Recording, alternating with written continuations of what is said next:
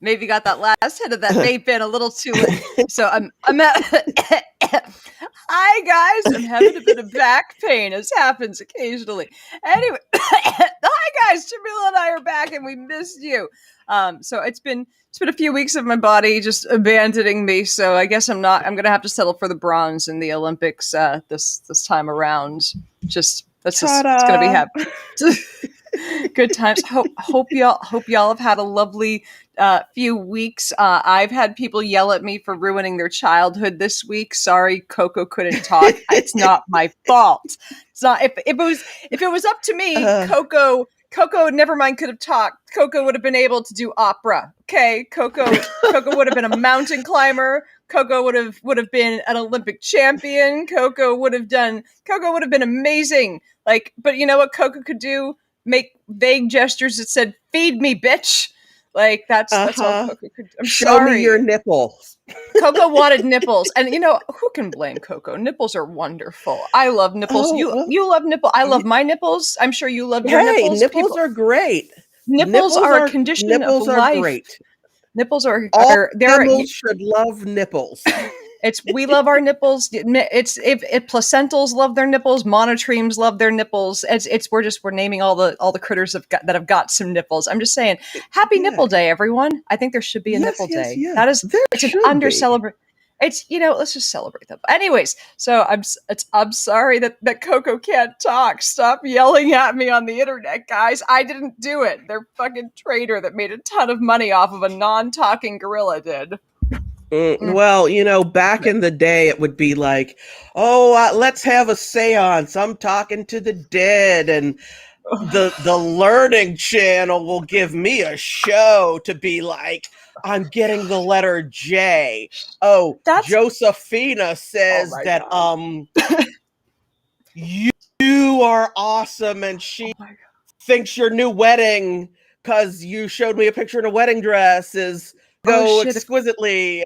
She's fine. Made me realize she's fine. If Coco hadn't been a phenomenon in the 90s, if Coco had been a phenomenon like 15 years later, it would have been a show on like Discovery or TLC, like Coco finds ancient aliens with the Hollywood medium. Like that would have been Coco's bag. So you know what, Coco maybe got off easy for the form of fuckery that they had. So where that's maybe this is the best. And then there would have been the crossover episode that was like, and Coco fought Nazis.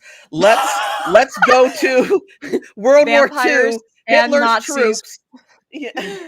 Vampires and Nazis with resurrected Abe Lincoln. Absolutely. Oh man. Then where would Nick Cage's career be? Then. So Nick Cage, you need to be happy that Coco did the Coco-liciousness long before it was time for you. Hashtag Harambe is goat. Harambe the goat. The goat. The gorilla. Greatest gorilla of all time. The goat. Greatest great ape. Greatest great ape. Yes. Oh my God. Just the wow. Like I've gotten anger for some of these articles before. People were angry at me for Typhoid Mary because they're like, no, she was an evil woman who purposefully wanted to make everyone sick. I'm like, she was an Irish immigrant during a time when nobody knew, like there was asymptomatic cases were not a thing at the time. She was literally the first asymptomatic spreader ever. So like all of us, all the people now who are like asymptomatic, whatever, like the people during COVID who were like that, they're douchebags. But Typhoid Mary had an excuse. And there was also Typhoid Tony who spread it to twice as many people, but he only killed orphan children. Like he got orphan children sick. She made rich people who she was a private chef for sick. So people were very happy to blame this immigrant for it. So I'm just saying, call it Typhoid Tony. Not Typhoid. There you go. I'm never going to win this battle, but people were so mad that I was like, she's not that. She wasn't as much of a monster. Like, look, I'm saying she did bad things, but there was a reason. I'm not saying that it was okay that she made people sick. But yeah, this other guy, Typhoid Tony, got twice as many people sick. But he got poor children sick. So who cares? Well, I mean, look at other people stand up for poor orphan children I mean, how's Shania doing these days? You know, Oh but my God. anyway, speaking of Oh my. Irish women maligned, anyhow. Speaking of women maligned, shall we get into Yeah. one of our favorite topics, Ms. Biles, and And the because we chatted about, we were just chatting about this beforehand, because the Olympics are upon us, and fuckery mhm, is about much goddamn. This is crazy. So mhm. first, like, there have been there like let's go into Simone, because we love Simone, we love Surya. Let's chat about this, because we were just chatting about this before we got on here, and this has been long. Like, but I'm just gonna let you get into it, because you have more to say about this than I do. Well, okay. So Simone Biles, of course, is the greatest. You know, That just made me laugh. I will take the back pain from laughing at that. oh my God. Okay. And I will take another hit on this vape. Thank you. Yay. Yeah. Oh man. I tasted I tasted your vape there. God damn. That's some I'll good send you shit. one. Um It's the US Postal Service is unwittingly the biggest transporter of drugs on in the country. Allegedly. mhm. Allegedly. Allegedly. Allegedly. Um Simone Biles. Not allegedly. Goat. Absolutely. Goat. The greatest gymnast of all time. She's about to have one, two, three, four, five skills named for her when an Olympian perform, well, a gymnast, Yeah. when they perform a skill that's never been done in their category before. It's named after them. She has 2 on floor, 1 on vault. I forget the other. Wait. Oh yeah. 2 on floor, 1 on vault, 1 on beam. And there's a chance that she's going to do another one on floor. Um, she's going to become the most decorated Olympic gymnast. Oh, yeah. That's going to happen.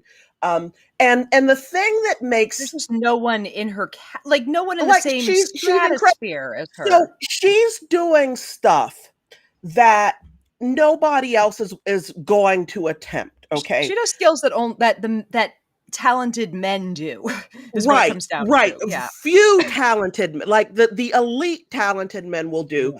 Yeah. And she does them like she does them flawlessly. There's no bobbling. This Oh yeah. girl sticks the landing, It's just, So she's a machine. She's incredible. the International Olympic Committee looks at her and they say, okay, you're going to do this new skill called the Biles. Let's take a look at it. And then there's a code of points. I long for the day of just the decimals up to 10, but whatever. That's not how it is anymore. You have artistry and you have execution points, and that will give you a point scale from which a skill can be scored. So let's, for the sake of argument, say that there's a skill that should be 16.6. 1666. That's what it should be, because if it's executed properly and all points are gained, it should be 16.6 as Biles does it. Yeah. But the International Olympic Committee is saying, or the gymnastics committee, for whichever, they're in cahoots. Forgive me for misspeaking. They're saying, well, we don't want to score at 16.66 because that'll encourage other gymnasts to try it. So we're going to only score at 1.660. What the fuck? So even if she does it and nails why it, should what we she encourage does, excellence? so her lead can only, they're kneecapping the potential lead she can have for trying these skills, and she's not trying them, she's doing them. Hey girl, hey Leslie. Now, this hasn't happened with any other gymnast in history. Let's be clear. This is not happening with any other gymnast in history. The other feeling is that is Surya Bonali. Right. You got to go to a whole other sport to find another, frankly, dark complexioned Black woman who's not built with that Russian body aesthetic, which is pretty much straight up and down. Whatever.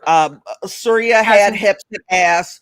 Simone's got hips and ass and breasts, which can be weird for a gymnast because it can make They your center of gravity go off. But an Oh, no, adult no, woman no. is going to It's go it's this is I'm gonna interrupt you because there is go on to Instagram. There are tumbling championships. There's this one girl, I think her screen name is Angel Rice, but she's a thick black girl, like Oh very yeah, like heavier, yeah. and she can Thick tumble like black girls in crazy. college are dominating Oh, tumbling. when I say thick, I mean she's like a size 16 at least. Like not just Yeah, like a little bigger, like she's got some heft to her and she can fucking fly through the air. And it's so yeah. like when people are like, "Oh no, they have to be wafishly thick." No, they do not. No, they do not. Like it's just a lie. I It's can a see fucking maybe for lie. beam when you're on a 4-inch Yeah. wide platform, it might Yeah. not behoove you to like be bodacious back of you, but But they want them to be so thin that a lot of these girls are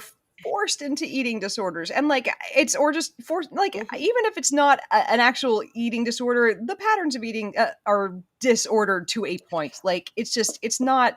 A lot of them get out and they're like, oh yeah, I started eating normally for the first time in my life. But no, Yeah, like Simone, she has some muscles on her. She has some body mass that she's looks like she got can propel sweeps her through on the her air. thighs. Yeah, Yes. she's like there are other. I mean, she looks like she could find her way around a CrossFit gym, if you know what I'm saying. Like Yeah, she's not, exactly. if you gotta pull a truck out of the mud. It looks like I'm I'll asking Simone, if yeah. you line up all the gymnasts, I'm asking Simone to help me, It's the last and I don't know if it's changed, like, if there were any substitutions because someone got COVID or whatever. Last time I looked, the entire USA gymnastics team, all black girls. First Well, time in there's history this there's year. well, so that photo sadly Oh. was from Oh god, Simone's no. gym. It Oh, wasn't all the shit. gymnasts because you've got Oh. Michaela, I forget the girl from Utah that doesn't like Oh. black people. She's on the Oh, team. shit. Yeah. Why? Because it's I mean, she's gymnasts. It's Olympic gymnastics. That's what they, a few years back, there was why a is there team gotta be from one? Italy. Yeah, well, there was a whole I team out of Italy that are like, we would have won, except we can't paint we just should have painted our skin black. This is when, when it was starting to be obvious that Simone was a force to be reckoned with. This is like 5 years ago. Do So, they think that she got extra points for her skin because judges are nicer to black well, let people? me Is be that blunt. historically Hell a yeah. It's not wow. uncommon. Serena and Venus will tell you about how, um, you know, other Yeah. parents when they were little girls would be like, how could you let that, what we call Oh, black people beat you? That they're going to give them extra points. You know, um, holy I have shit. had similar experiences in being told that the Yeah. only reason that I won this, that, the other, You despite the know, fact that I'm kind of brilliant at the shit I compete at, you are. is black That's why people you're my get. I'm like, co-host. well, thank you, but I brought you here for a reason. It's like if I wanted to just hang out yeah, with you, I'd call you. Brought you on here to hang exactly. out with you in front of people because you're good at talking in front of people. Well, thank you. But we're leaving tennis. We're leaving tennis. Naomi Yeah. Osaka is awesome. Competing for Japan, which has pissed a lot of people off because Yeah. black people are everywhere. Every black person is not an African American. Yeah. Don't get me started on that because my cousins who live in Germany are not African American, and if somebody is black from Britain, don't Oh, call them African American can I tell you a because, story about that? oh, please, yes. So when I lived in England for grad school, I had a black roommate who was black and British, and I being, mid-20s and nervous white girl from New Hampshire who didn't know I'm like, I don't know what the right word to use here. I'm like, okay, it's definitely not African American. I thought that was like, and I'm like, what's the right, I don't, and I'm stumbling over my words and she's looking at me like, giving me that kind of like, I'm gonna give it to you real here, you poor stupid white girl. Like, and she just looked at me like, just call me black. We just started playing, and we became like close friends after that. It was just like this moment of real. I'm like, oh, that's what I'm. She's like, we're from Grenada. We're not. It's not Africa. But it was like, Right. yeah, and that was after that I started calling black people. If I looked at someone who was black, like just I couldn't. I'm like, oh, black. That's the right. That's that's how people Yeah. treat you in society. That's the right word in general to go for. And if I'm corrected, I'm corrected, like from that person. But it's I go with how society treats someone in terms of how that person's generally going to identify. And I'm going to be wrong sometimes, obviously, but like Hmm. yeah, sorting it out from there is difficult. Anyways, back to you, Jamila. But that was an enlightening moment in my life. Yeah, and like if people just goddamn get over themselves and be like, I don't know what to do here, direct me. I don't know how to Yeah. pronounce your name. Can you say it for me first, please? Um, Yes. or what I have to say on top. I know we've met 17 times, but I don't want to keep calling you Tommy's mother. Can you tell me your name one more time? Yes. You know? Ask someone. Just Yeah, it's never the wrong thing to be like, I'm not sure. Tell me what's comfortable for you. exactly. So Yeah. people do that. But I will tell you what's not comfortable for the International Olympic Committee and the skating people was Oh my that god. Surya Bonali, who was killing it in Amazing. Europe again with the code of points and skating. You have again your artistic. Yeah, it's Yeah. always the artistic Oh, ones she where was a there's beautiful skater. interpretation. She She was was, a beautifully and they artistic made skater. they made a great point. All of the media, American media, was really guilty of this too, because I do not. My French was not good enough that I was watching the French commentators. Yeah. And it was a big deal. Well, she comes from a tumbling background, so that's why she's so athletic. That's why she's so good at jumping. And it's like, I don't get. You don't go, well, she comes from a ballet background. That's why she's so good at lifting her leg. No, All it the was ice it was skaters always are about athletic. They're all athletic. exactly. They work out. You They're put 3 pounds professional athletes. on each leg from the time you're 6 years old and jump the splits in all directions for an hour and a Yes. half each time you get on the ice. Like, You're going to get good at jumping too, or else you're going to be like, no, mom, I think I want to like go to visual art class and sit at a computer. yeah, these kids are at the rink learning how to like do all these things from the time they're very little, like most of Yes. them. So Yeah. it's amazing that they're like, let's find an excuse to say why. Well, this one's good at this. Let's find a reason why we can say she's good because she fucking worked her ass off. It's Absolutely. like And just like and all the and other skaters. and let okay, even if we want we have to concede that everybody at the Olympic level of competition is probably a freak of nature in some way. Michael Phelps is a damn Yep. freak of nature. His feet are way It's longer than they should be for someone and of his his statue. arm span and his hands are in like they've suggested he Yeah. might have Marfan syndrome, which is similar to the disorder that I have, Ehlers-Danlos, where you tend to have Hmm. like very extendedly long limbs, and it's like that. What are they going to do? Start not letting people in who have certain genetic disorders? No, Yeah, they start. like you're too tall, you can't play basketball. It's not natural for a human to be 7'5" and coordinated. It's Yeah, let's if see you're how seven that works five, out. you're not allowed to be coordinated. You can't hold a ball if you're 7'5". That's I not. mean, That's too much of an so advantage. it's madness. And the thing about Bonali is that while there are skaters who have done a backflip in competition, the way she does the backflip is called a step out. Yep. Backflips are usually landed two-footed. They're usually skating forward, and that momentum propels the skater forward. Yep. They whip their legs, they curl up their abs, they whip their legs over, and they land flat-footed, Yep. moving forward on the ice.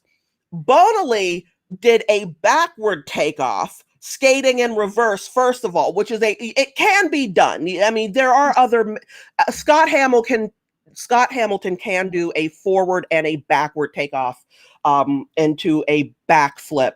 Yeah, he was one of the Usually he does it. Yeah, but Scott he was one of Hamilton is few also really a good 5'2" man who, yeah. when he pulls his knees up, he's much tighter and compact, which we know Tiny makes little dude. rotation. Teensy little dude. So freak of nature, a short Exactly. guy No one who's who goes to the powerfully Olympics. built, Yep. you know, Very few people who go to the Olympics are just normal old guy. Normal old exactly. girl. Just You know, yeah. she comes from a backward takeoff, whips herself around, which is from a I'm screwing this up. It's don't worry. She does There's kind gonna of be a a half guys. turn There will be into a the physics backflip. quest on this later. Yeah, and rather than landing two-footed, she steps out and extends her left leg up behind her so that her right foot hits that ice, unsupported by anything other than her right foot. So the And 1 foot landing, she's the only human in the history of humans on ice on skates to land a backflip on 1 foot. in competition regularly. Now, the other thing is the reason why and I'm not sure if there's a specific reason why they're like, we have to outlaw the backflip in competition, because it wasn't Surya Bodali who was like the only one who could do it, but they're like, we can't let this in competition, I think it wasn't that they were trying to outlaw the backflip in competition, but they needed to penalize other other jumps if you landed two-footed, because you're supposed to land like other, triple, double, whatever's on 1 foot. So if you landed the backflip on, 2 foot, it's a bad, jump. So she made it. She's like, fuck it, I'm going to turn this into a legal jump, landed on 1 foot. They still penalized her. They still counted it as an illegal jump. Right. And they would not score How? it. They And she because yeah, they now and she would yeah, go from you that into a triple jump. I believe there was a combination where she went straight from that into a triple jump. No one could do that. Proves that she's not using which is a more technically difficult thing, because she's not using any momentum from landing, landing and having a center of power from both feet into the next jump. She is just using her sheer athletic. Yeah, she's using her real athletic ability, which they all have, but she's using hers to propel her entire body with half of the base of support. And it's just like with it's just like with Simone Biles. They're like, all right, you're doing a thing the others can't do that fits within our rules, but we think it might hurt the other people, and they're going to try to go for more points with this. So we're going to try to make you not do it. And then, and Simone Biles herself has said of a couple of skills that other women gymnasts have attempted. Oh, Simone, are you going to try to do that particular vault onto the beam? And, Simone's like, I'm not trying to die. These people know their bodies better than anybody else on the planet. These gymnasts know, and their coaches know of what they are capable, and there are coaches who will say, you're not doing men on the high bar. Okay, men on the high bar are not being told, oh, well, you can't be like flipping around and flying off and doing double and triple releases because other guys will try to. No. Only women, and only 2 Black women who have been penalized at the Olympic level this way. No, they've also taken out, and this started off with I'm just blanking on her name right now. Semenya, Caster Semenya. It started off Caster Semenya, with the hormone levels, and now they've cut out a bunch of I think it's all from Africa, several sprinters, because there was no question about these women. Like, nobody was looking at them going, they look a little masculine. These were all women who just, everyone was like, yeah, they're fine. And their testosterone levels tested a little high, and they were all kicked off, and they are all Black women from Africa. They all lost their seat in the Olympics. As a woman with a higher than normal, but still in the normal range level of testosterone, who has born and nursed a child and done all the other things that women are expected to do, go Kimberly Clark products for keeping my undies clean. It's a range. It's, Kimberly Clark, if you would like to sponsor this show, sponsored by Kimberly Clark for clean panties. Yeah, exactly. It enrages me. Any speaking for a cisgender woman who is talking about my own body, I've had my hormone levels tested, this, that, the other, and um, it explains why I'm really good. Oh yeah, thank you, Star, for bringing up polycystic ovarian syndrome. I want to talk about that in a minute too. Yeah. There are things that happen in human hormonal systems that can Yep. throw things off. Oh yeah. You know, some I have people are just born how they're born, I have a and girlfriend who's not trans, who takes testosterone supplements to get herself to like, because for whatever reason, like, her system just, she needed testosterone to feel, to fix whatever. Anyways, her testosterone mhm. tests at a low level for a male. She would, if she was an athlete, she'd be kicked out of the Olympics. And It's she's, madness. Yeah, it yeah, is madness because also we need to recognize that hormonal levels are not static.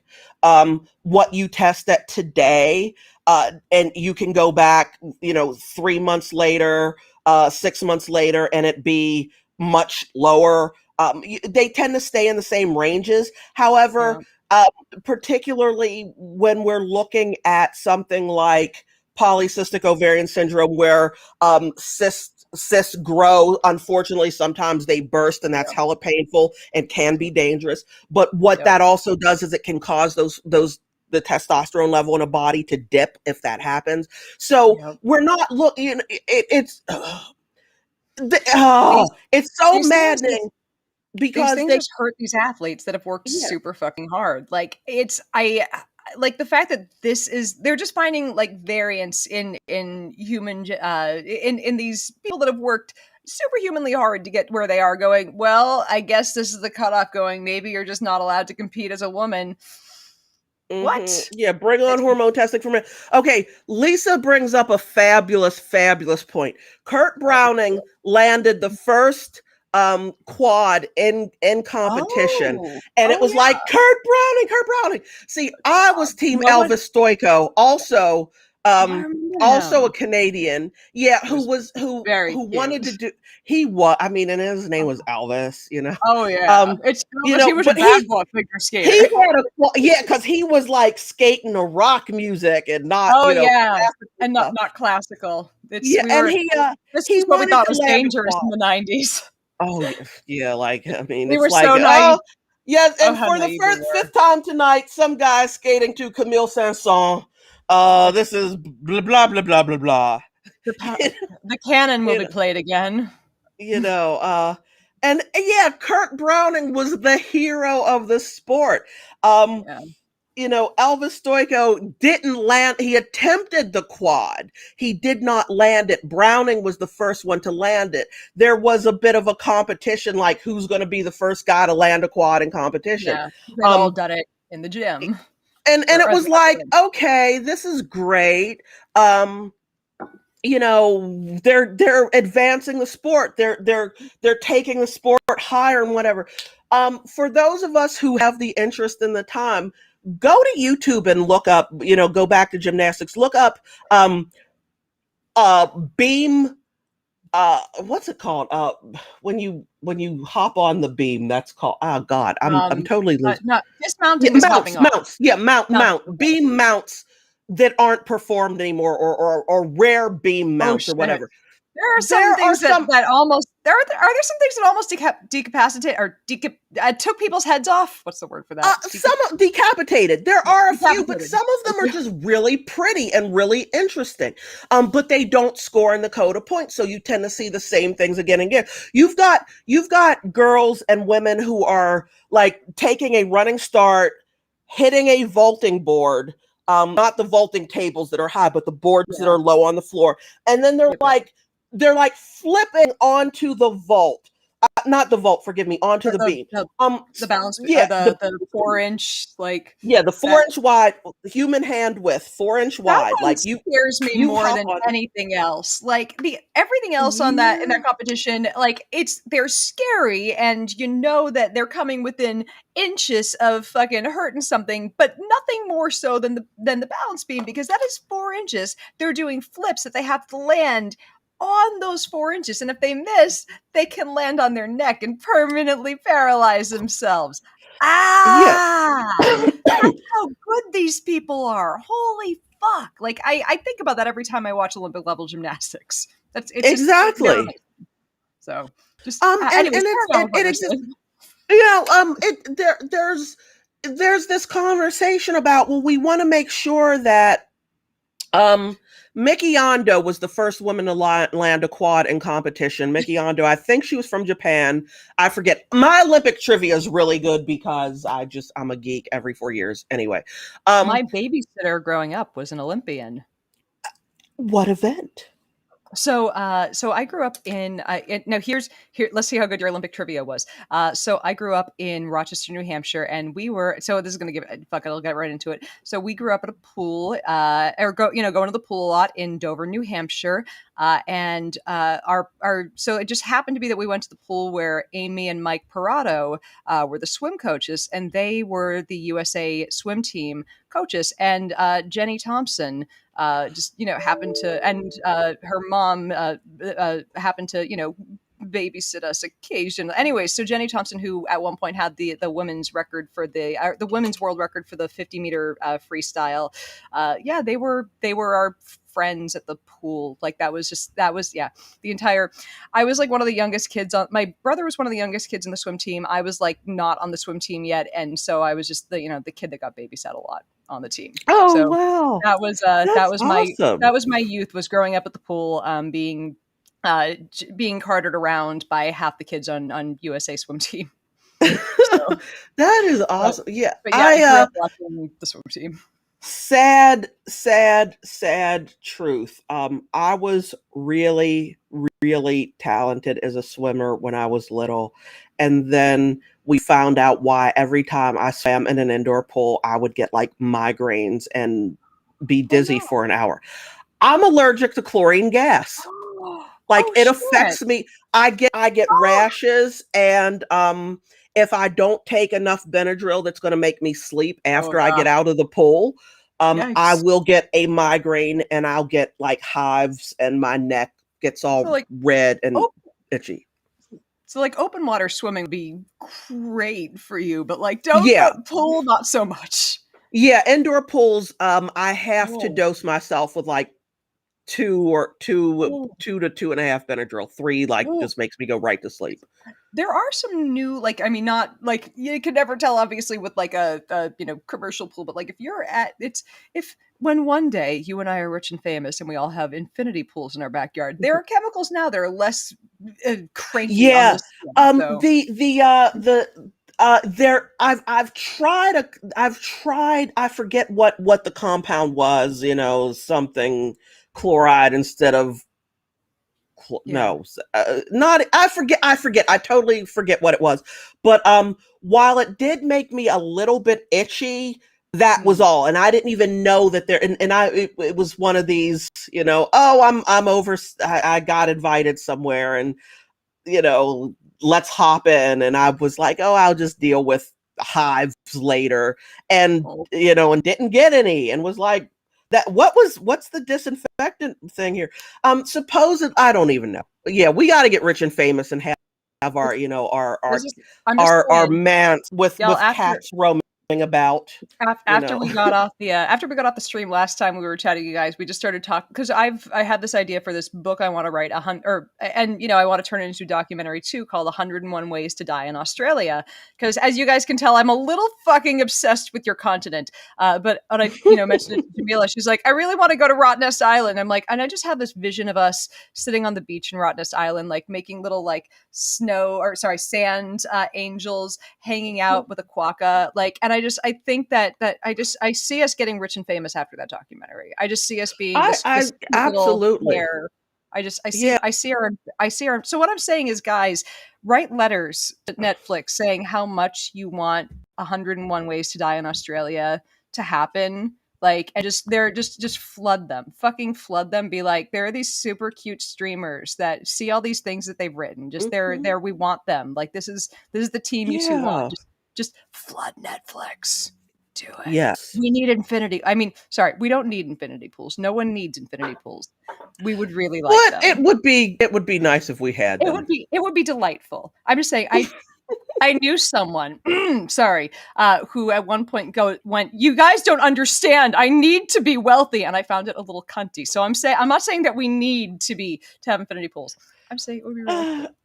You know, I've got a kid he's with a tutor right now. Like distance learning was a total joke for us, Oh yeah. and I don't want him to regress to where I don't want him to stay to the point I know where he's regressed. So he's Oh working with a tutor.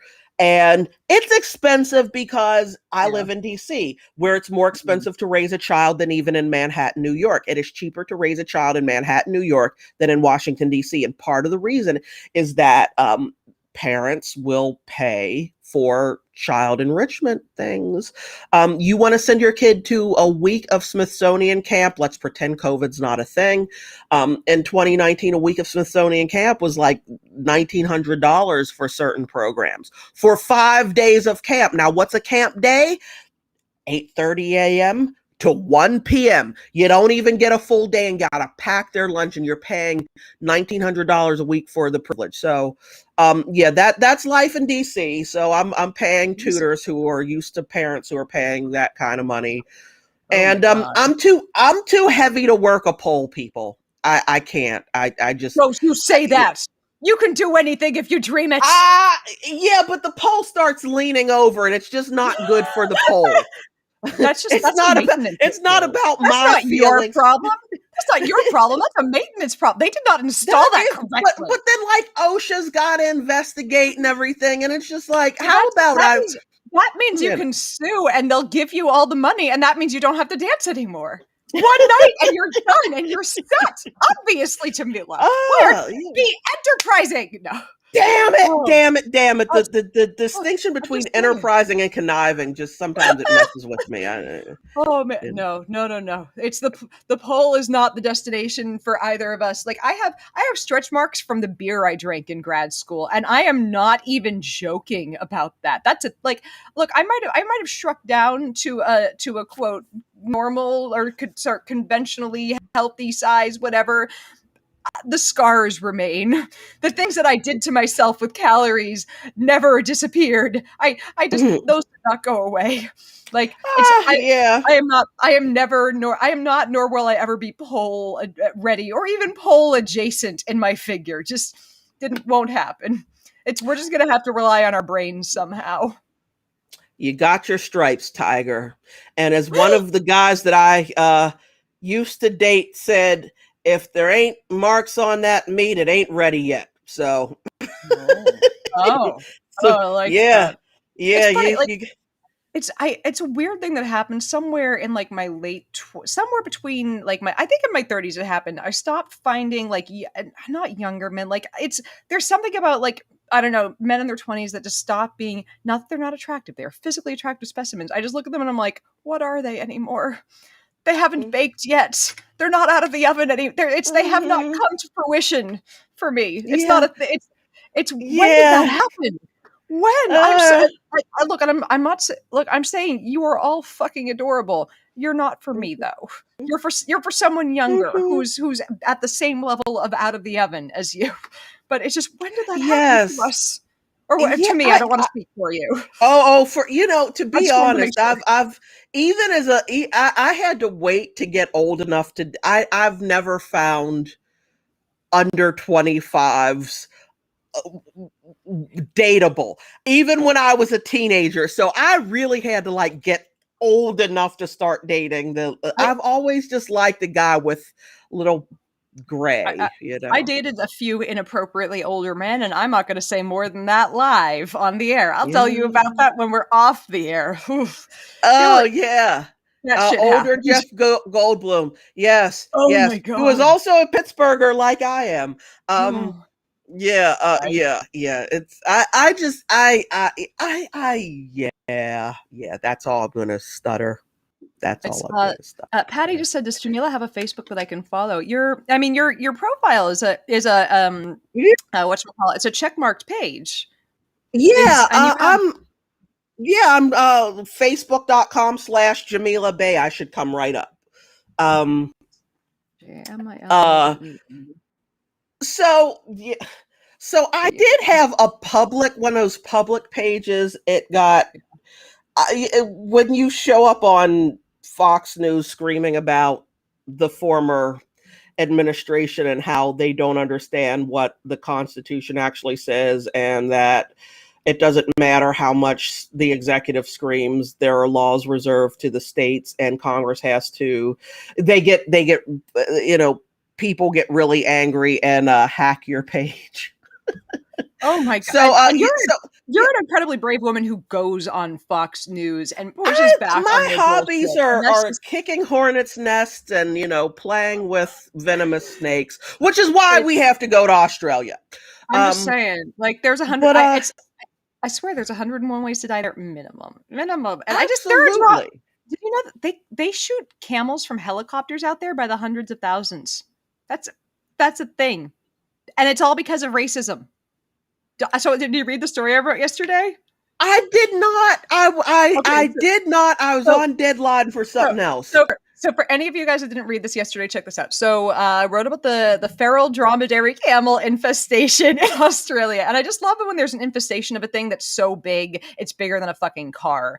Because you think infestation, you think tiny little no camels. They're part of the reason they managed to like survive. So they came over in the mid 1800s, and for a while everything was fucking fine because as like they've been sent to, they went to the U.S., they went to all over the world when colonization was happening. And people were like, we need to transport things, and cars aren't a thing yet. So camels were great. They have places to store water on them. So I hear. Hmm. Anyway, so they brought dromedary camels over, and Brits weren't exactly good at handling camels. So we're like, we need to bring people over to handle these camels. So the cameleers, who they called Gans or Afghans, they weren't all from Afghanistan. Some of them were from Egypt and India and Bengali. Anyways, they came over for a while. They were given visas. They were, there was a pretty good system where a lot of Muslims and Afghans and whatnot came over, and they had a really good trade system.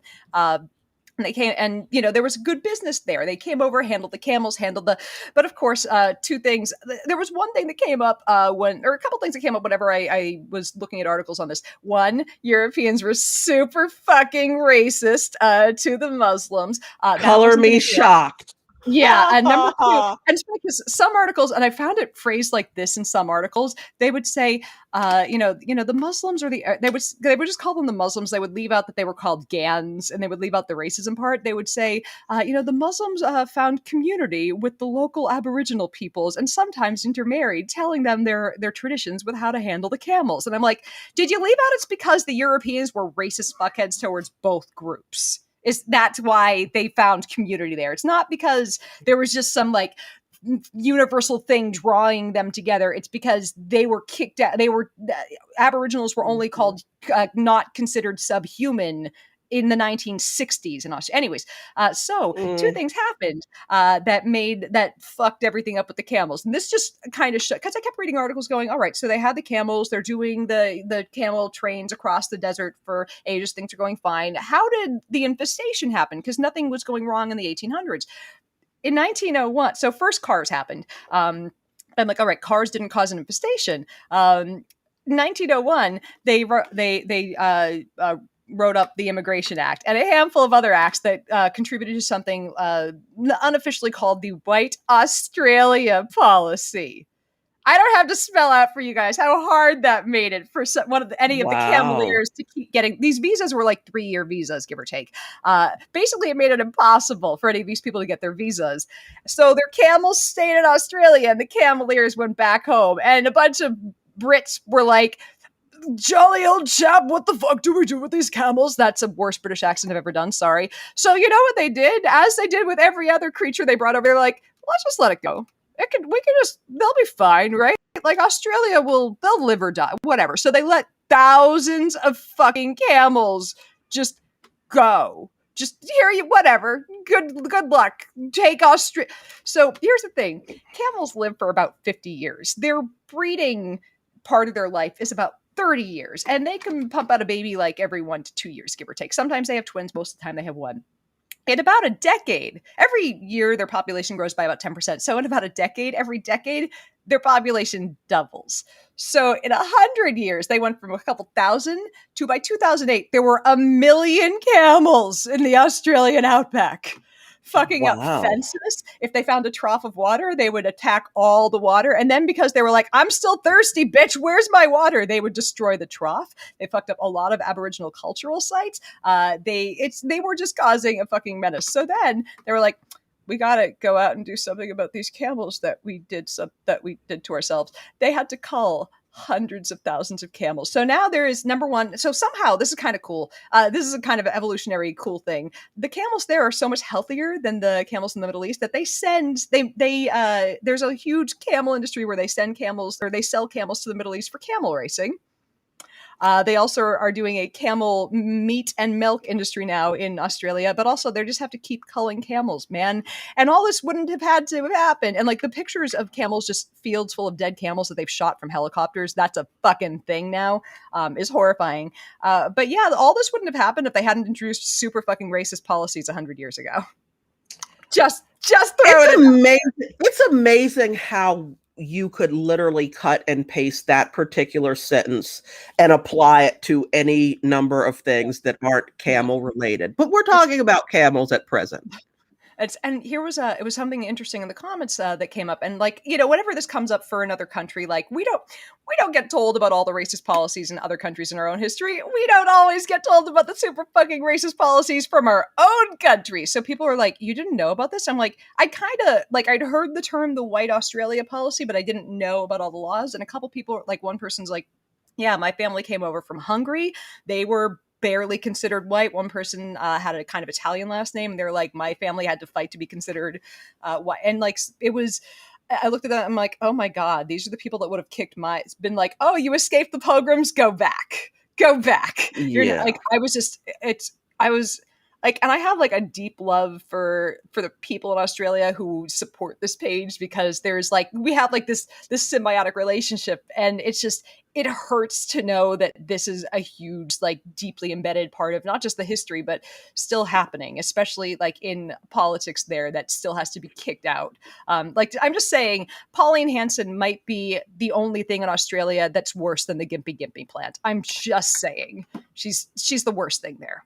The worst. Likely. Who just got deported from England to go? Oh my God, Katie, what's her face? Katie Hopkins. Yes. Hopkins. Yeah, I think it's Hopkins. Yeah. I was watching a thing about that last night. Just, she was like, "Oh yes, I went to the door and flashed the workers." Like she was some sort of hero for doing that while she was in quarantine. Like, well, take your flashing ass back home. Get out. Rarely do I want to, you know, I'm like, Britain, haven't you exported too much already to the world? Speaking as somebody who, you can do the DNA test and look at where the 10% of my DNA that comes from Britain, when and where it was injected, and it wasn't over there. Anyhow, like, yikes. How haven't you put more people who don't belong places? But you know what? That one, you took one for British the team. I am. Yeah.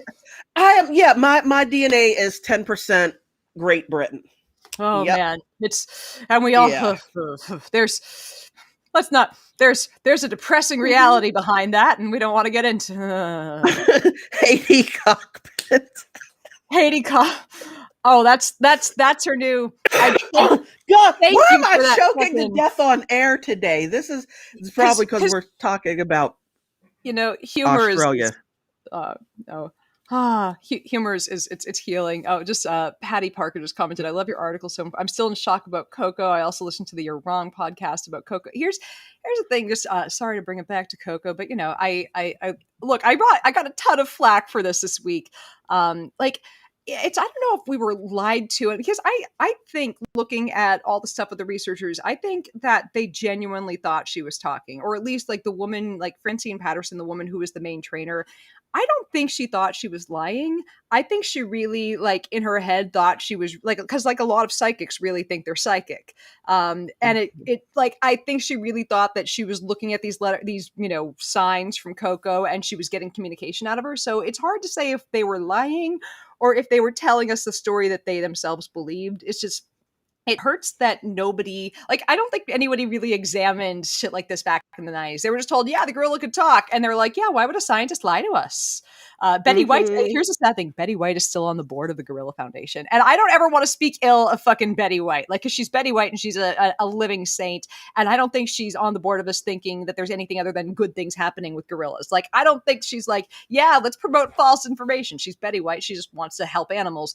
And, you know, she's also like 99 or 100. But yeah, like, this is, you know, Patty just commented she loved Coco like a parent. Yeah, that's accurate. And like, sometimes people use motivated reasoning. Like, I sometimes, and I'm just going to throw this out there as a responsible, quote, skeptic.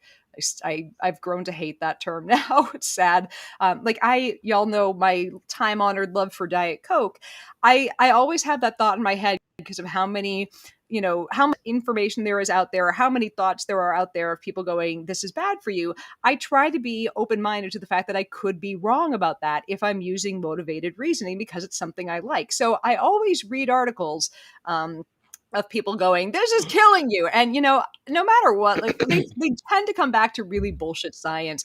But because I know that it's a thing I like, I try to be honest with myself and go, I could be using motivated reasoning.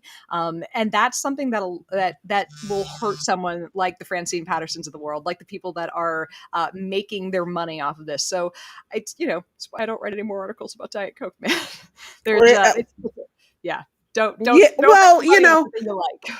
I I just love to remind people that, you know, the Amish eat more sugar and flour and butter than most people in the Yeah. US. And you see an obesity rate of under 5%, under 1, 2, 3, 4, Because 5% in they're churning Amish that butter nations. themselves. They're churning the butter. They're plowing the fields by hand. They're walking. They're washing clothes on a washboard. The kids are outside, like, I don't know if they're playing with hoops and sticks or what, but the Yeah. kids, when they're not like raising up their little brothers and sisters, Oh are yeah. outside running around. And, you know, much, you know, even human American kids in the 1980s, we were still outside, you know, on stupid Fisher Price skates you strap to your shoes. And, Yeah. you know, we were climbing monkey bars Oh and yeah. doing Out all kind of like stuff that's just not safe anymore.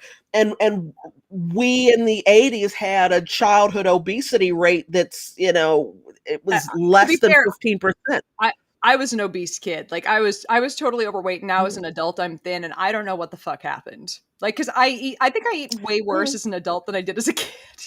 It's just Yeah, bodies are a thing, and bodies we, are you know, weird. even the weights of lab animals have been steadily increasing with no change in any of outside. Yeah, I don't know. Maybe It's shit's just getting so heavier. Shit's it's get, I think but you know what? so. It's here's my and it's like, so I've seen studies on this, on you know, people saying like, on people getting heavier without it, you know, on it being harder to keep weight off and whatnot. And here's the thing, it is harder to keep weight off and down just without like doing the same things and whatnot. And part of it is just, we live in, and I hate to use this term because I think like, I think that there are two things happening. Like, there's people have both a personal responsibility for how they take care of themselves, but there's also a cultural responsibility to make it so that you can take care of yourself, right? And we have turned this into an obesogenic society where it is so Hmm. easy to feed yourself too much. It is much harder to feed yourself at a quote appropriate amount, a healthy amount, and healthy foods than it used to be, because there's just the prevailing message and the point of the food system at this point. And like, I used to, I don't want to, you know, put responsibility onto, you know, people that I used to like, onto any of the organizations that I used to go and give talks to. But like, I think at the end of the day, the food companies are not out there to give you healthy food. They're out there to sell more food every year. They need to see those profits go up. And that counts for every company that's making junk food, every company that's making, every company on the planet, they Hmm. want to sell more every year. So if they're making junk food, they want to cram more stuff into that to get you to give them more money next year.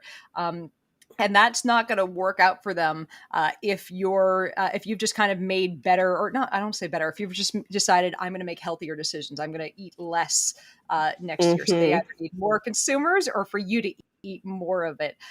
And it's that's because of like, pardon me for getting into a rant about capitalism, but thanks to capitalism, and sorry, late stage capitalism, we have turned, and and this land of plenty, we've kind of turned this into an obesogenic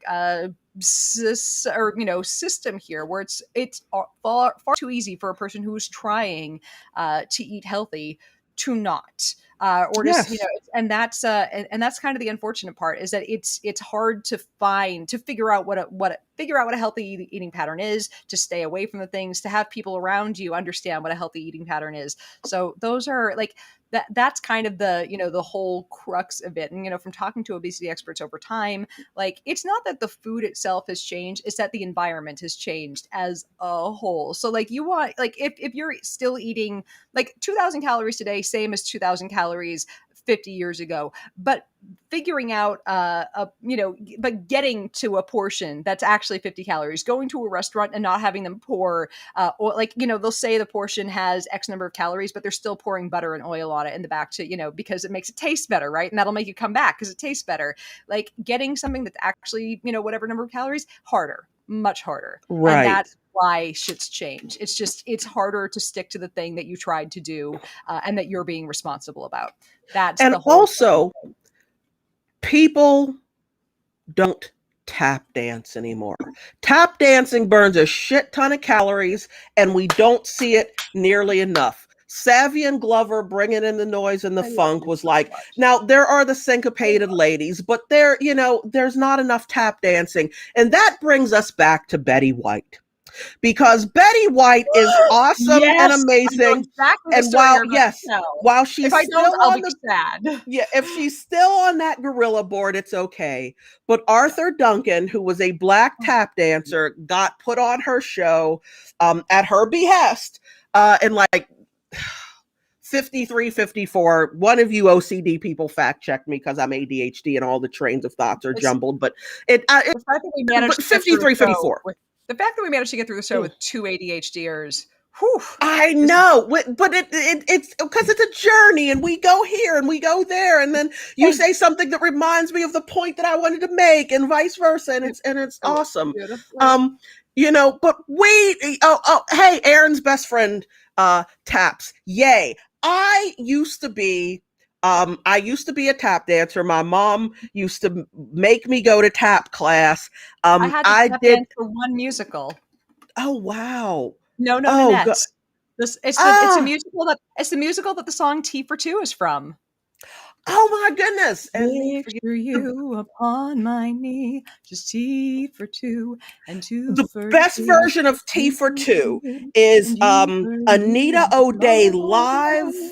What year was that? 1965. I wasn't born. I'm just quoting from stuff I've studied. Anita O'Day, Jazz on a Summer's Day, the Newport Jazz Festival. Anita O'Day, brilliant, husky voice, white lady jazz singer. Look that up. You cannot listen to that song without tapping your toes like tap dancer Arthur Duncan did on Betty White's variety show in 1953-4. And there was an uproar from the South, who were still pissed off that Shirley Temple held Bill Bojangle Robinson's hand. Bill Bojangle Robinson, an incredible tap dancer, would do routines with Shirley Temple, and he'd squeeze her hand to keep her timing as they're dancing together. Those scenes were cut in the South. Those scenes were cut in the South because so cute. They I could on Shirley Temple. Like, yes, I mean, this was a 3 and 4 year old child performing pretty freaking intricate dance routines from memory. So yeah, There it was were kids so that they probably would have grown up loving that if their parents hadn't been racist yeah, fuckheads. and they would have learned, well, touching that black man won't get you pregnant either. But anyway, that's a whole other show we're gonna get. I'm Yeah. sure we'll talk about later. Yeah. But Oh, the Southerners were still pissed off about that. We're like, Betty White had a colored man on her show with the tap of the dancing, and Betty said, "Oh, really? Okay, I'm so sorry. Book Duncan again." And then he got booked again. And he came on and he danced again. And they said, "No, no." We said, "Don't have him on. What the hell is wrong with you?" She said, "Oh, I misunderstood. Book him again." Again. He was on her show three times and success because she absolutely was like, "Yeah, you're not going to tell me who I can and can't have on my show, especially when he's a great performer." So that's Am I Betty misremembering? White. Was her show canceled because of that, or am I misremembering? No, that was Nat King Cole's show who was canceled because, there was shows Yeah. just a font of knowledge in here that nobody has asked for. But Nat King Cole was the first Black person to have a self-titled variety show nationally broadcast in the US. He could not get sponsors for the show because nobody wanted to sponsor the Black dude show, even though it was Nat King Cole. Oh, yeah. Oh my God, singer, amazing pianist, arranger, composer, and friend to a whole bunch of amazing folks. If you can find the episode with him and Harry Belafonte, Harry's like 27, 28. Oh Oh my God. Like, talk about that's Mm. anyway, yeah, like, yeah. I enjoy that we have the I'm same like, reactions here. I'm like, damn, He um was hot as an older man too. he Like so yeah, like, yeah. Like yeah. I I'm just mean, saying. Mm. yeah, and he's Yeah. Harry. So Betty White, yay, I forget what the hell I was talking about. Um, I'm just seeing young Harry Belafonte swiveling his hips and singing about daylight come, daylight. Me want to go home with you. Daylight come and you won't go home with Harry. Thank you, Beetlejuice. starring another Pittsburgher. Michael Keaton is also from Pittsburgh, as is Jeff Goldblum, as am I. And Michael Keaton played the hell out of that role. But Alex Brightman, Beetlejuice on Broadway, oh my God, he's brilliant and amazing. Beetlejuice the musical was breathtaking, and I didn't get to see Michael Brightman. I saw somebody who was really good, but Brightman explains that he has some condition that's benign, but it means that he can do a growl voice. He's got folds and nodes that most people don't have in their vocal cords, and it allows him to get down into that, gravelly, Beetlejuicy singing voice. He can sing, he can talk, and it causes him no distress at all, whereas other performers have to break from doing that or they will cause themselves issues. And he's funny, he's great, and he's got an amazing singing voice. Plus, he's a great actor, and he's just funny as hell. So, Beetlejuice. I said it 3 times. Yeah. Nothing happened. Nothing happened. Because magic is fake, even though we might like it. It's kind of like if you say, if there's a God, may he strike me dead. Nobody has ever been struck down dead after saying that. Like, that's, you know what? I think watching George Carlin say that on stage actually was one of the things that helped me believe that oh, there might not actually be a God. Like like as someone who grew up Catholic and was like sure that God was magic and could do anything, like seeing that was like, oh, I could actually tempt fate. What did it for me was also George Carlin. And this is also raised Catholic. But George Carlin said he was inclined to not trust anything that, he said, they told me that when I would take communion and I would have my first communion, I would have the host on my tongue, that I would feel differently and I would know. And he said he said it just did nothing for me. He said, "Oh, I can't trust anything these people say." And I was like, "Oh my God, that okay, I'm not wrong to mistrust them." Yeah. It's Yeah. I realized the one thing that I missed out on the opportunity to do when I was young, like, I really wish, because I went to Catholic church and they had wine every mass. I fucking wish I'd just taken the opportunity just once to guzzle the thing. Like, why didn't I ever do that? Like, I wish just, like, I want to go back to a Catholic church and just, like, dead ass, just look them in the eye as I chug the whole thing and hand it, except that there's COVID now. So are they going to stop doing that now that Yeah, there's and COVID? they're using the same Like, chalice for everybody. And even as a kid, oh you my know what? God. I know I look, I was a child in the 80s. Ryan White was a thing for me. You know, That was uh just a little I before my yeah, time. yeah, Ryan White was a young boy who was a hemophiliac, and he Oh, got yeah. AIDS through a blood transfusion, and he was run out of school, and Mm.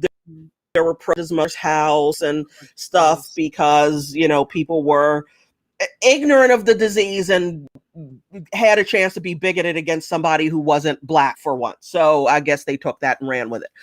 But They'll take anything they can he just to throw hate at people.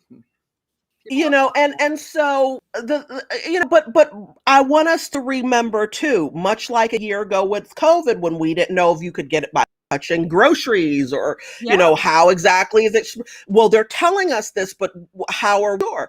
yeah, I will concede, particularly as a parent, that there this was a disease that went from being called gay related immune deficiency, like yeah. only the gays got it, and then now there's this kid with it. Like, well, what aren't they Like, what telling did the us? Are they kids do? sure?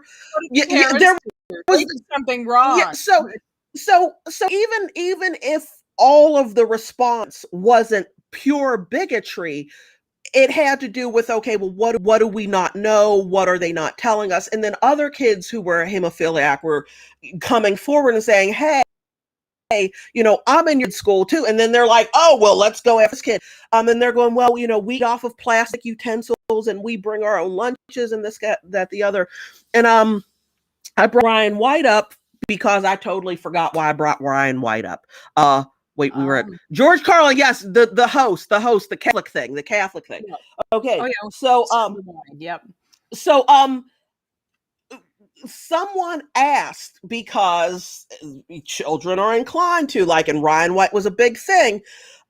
Well, can somebody get AIDS if they take the communion cup and drink from it? I remember in my religion class somebody asked this, I feel like I know where this and is going. well, I was, yeah, and I remember, and I love Sister Ernestine Porta. She was incredible and wonderful and very loving, and she looked just like Mother Teresa, except she was smaller. Like, Mother Teresa was taller than this nun that taught me religion, which is hard to do. Anyhow, she was like, "No, no, no, no, no, you can't get AIDS from partaking in the Blessed Sacrament," and I'm like, didn't you kind of leave your mother's house before high school to go live in a nunnery? Like, how do you, like, you didn't go to medical school, like, you don't study AIDS. You just, I don't, like, your faith is stronger than mine, and I just don't know. And I stopped taking communion wine in like third grade or something like that. Wasn't Ryan White infected by a I have, dentist? I have no idea. I would guess it was. Let's Google. Wait, Let's, okay. I I think it might was be. taken by a blood transfusion. I really think it was a transfusion, but you know what? I'm going to break away from here, and I'm going. Okay, Ryan White. I really think he was a transfusion. Maybe he wasn't a hemophiliac, but AIDS. Ryan White AIDS. uh, Um, does it say? Let's see. How did Ryan White get AIDS? Contaminated blood treatment, hemophilia. Okay, so yeah, that I did You know, we okay. always appreciate a fact check here, though. Yeah, We are absolutely. never against bringing up something that might be true. So thank Yeah. you, Ryan. So yeah, and but he was the first American kid who got who got run out of school, and it was a There was pretty horrific thing. there was Um, there was a kid at, it was funny. I only found out after graduating that there was a kid in my school system who same thing got it. I believe that their parent had same thing gotten it through a blood transfusion, and one of the siblings had gotten it and the other one had not. And like there was, and one sibling had basically they made the decision to keep them out of school and have them go through tutors through it because mhm, I like it was before my time. I found out afterwards, but like mhm. there was small town New Hampshire, there was some shit. So it's like Oh, like I said, found out about it like after high school was over through a friend who was a teacher in the system.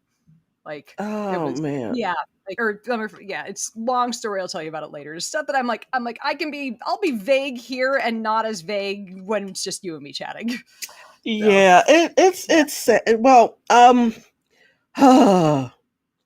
did you know I had a Liberace impersonator at my wedding? Uh, uh, that was random and I loved it. It's here. I'm gonna. It's tell me that story and afterwards let's chat the Delta variant. But I want to hear the Liberace story because Well, that's amazing. so I have always loved Liberace. And how does a little black girl growing up in Pittsburgh in the 80s know anything about Liberace? Well, funny you should ask that.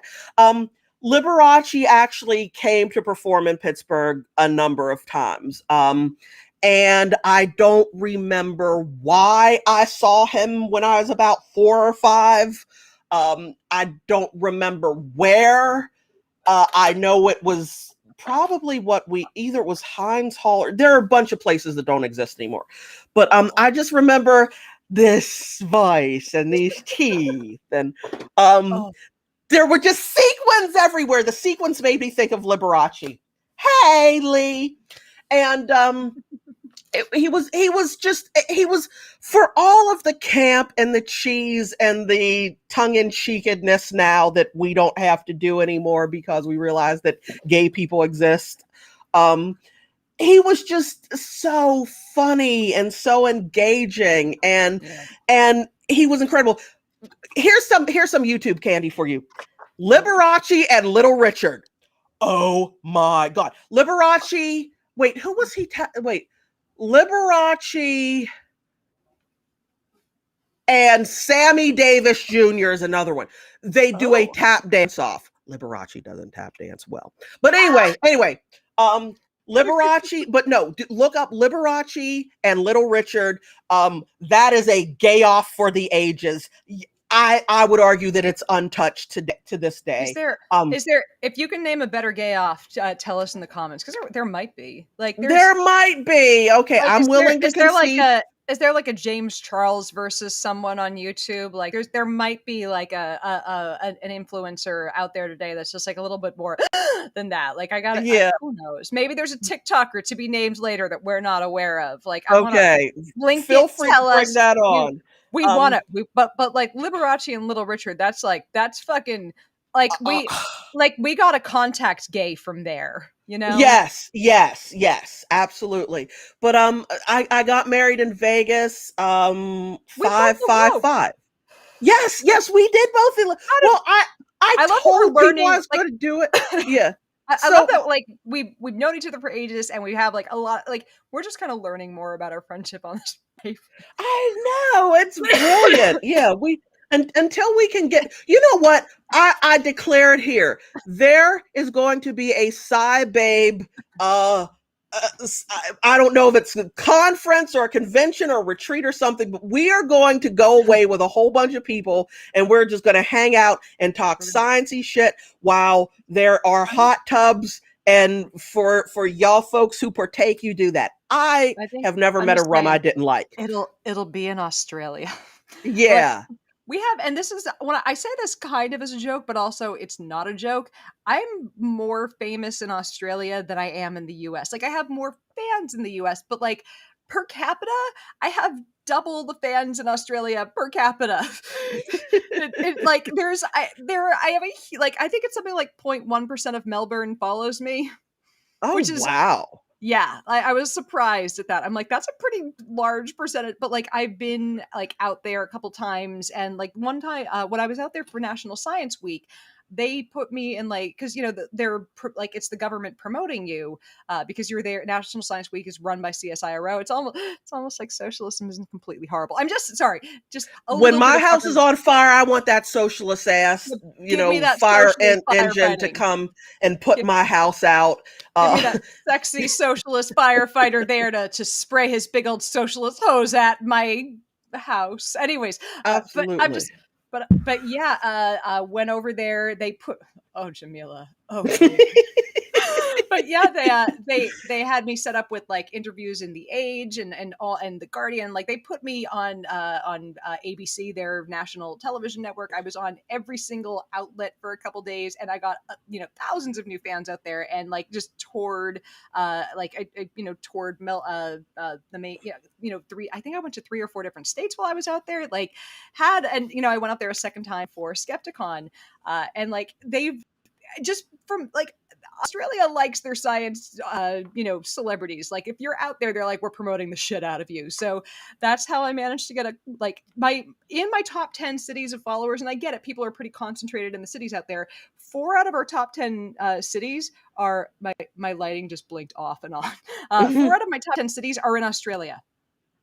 That's awesome. That's a kind of crazy like ratio, just given that I'm an American, that I grew up in Boston. I've lived in the San Francisco and LA areas. I lived in England. 4 out of the top 10 cities, Australia. Wow. So what I'm Well, saying it's kind of obvious that you've got to go back and take me with you. We've got we've got to go back. Like we must go. I'm just saying. You have a like I said this to you like when we were chatting behind the scenes. Like if I don't have a voice that should do voiceover for narrating a thing. You have a calmer, better, smoother voice than me. I'm just saying. I've worked on it. It's yes. You are literally a professional. I'm a jackass I'm a good writer. I'm a funny writer, but like you are a highly skilled writer. You take interesting and complex concepts and you boil them down in an entertaining way that's memorable. There are a lot of people who can explain. You are memorable, and that, my dear, is something that is a rare gift indeed. And that's with my professional, like I've been an editor for oh my God, half my life. Shit. I've been an editor for half my life. I'm getting old. Anyway, I've been an editor for half my life, and I know what I'm talking about, and you are fantastic. Thank you. I think part of it is like I read through my things over and over again, and until I have it to something that I want to read, I won't publish it. Like and I want to read something that like I don't want to see words repeated. So like I hate like if I'm writing about like yesterday I was writing about a camel, I'm like, all right, I got to find 16 different words for camel. So once like I'm like it's going to be a lumpy desert horse. It's going to be a humper. It's gonna, like I hate words repeated, and I have ADHD. I lose attention really easily. So I'm like it has to be something that keeps fucking my attention and makes me remember every last thing. So it's like I'm going to go down every rabbit hole I can to find every bit of thing why the story happens.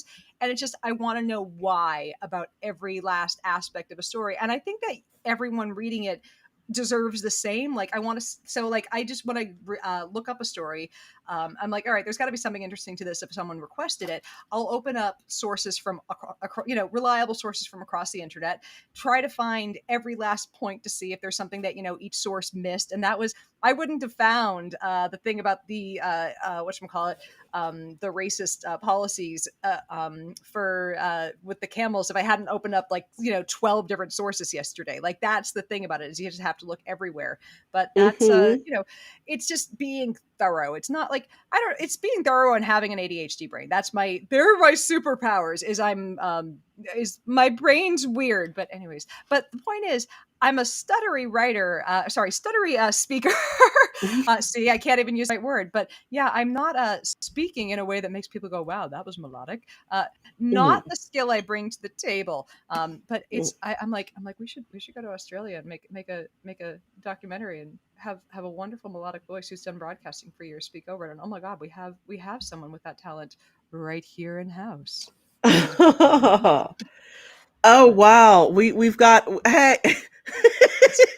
We've got the offer from Akiko to be our manager. So I'm just saying, she's Akiko. You're I don't remember if you're an attorney or you have your JD. I remember you've been to law school. I'm just saying, you seem organized enough to like get the show on the road. I'm just saying. Like if anyone's gonna fucking manage this it's like I feel like between you, Russell, and Ryan, like this thing could just like I joke, but at this point, like given that like whenever this thing starts, I go into chat and it's like someone's like rounding up the troops. It's like there's our team captains seem to be like Ryan, Akiko, and Russell, who just like they're unofficially running the Discord server.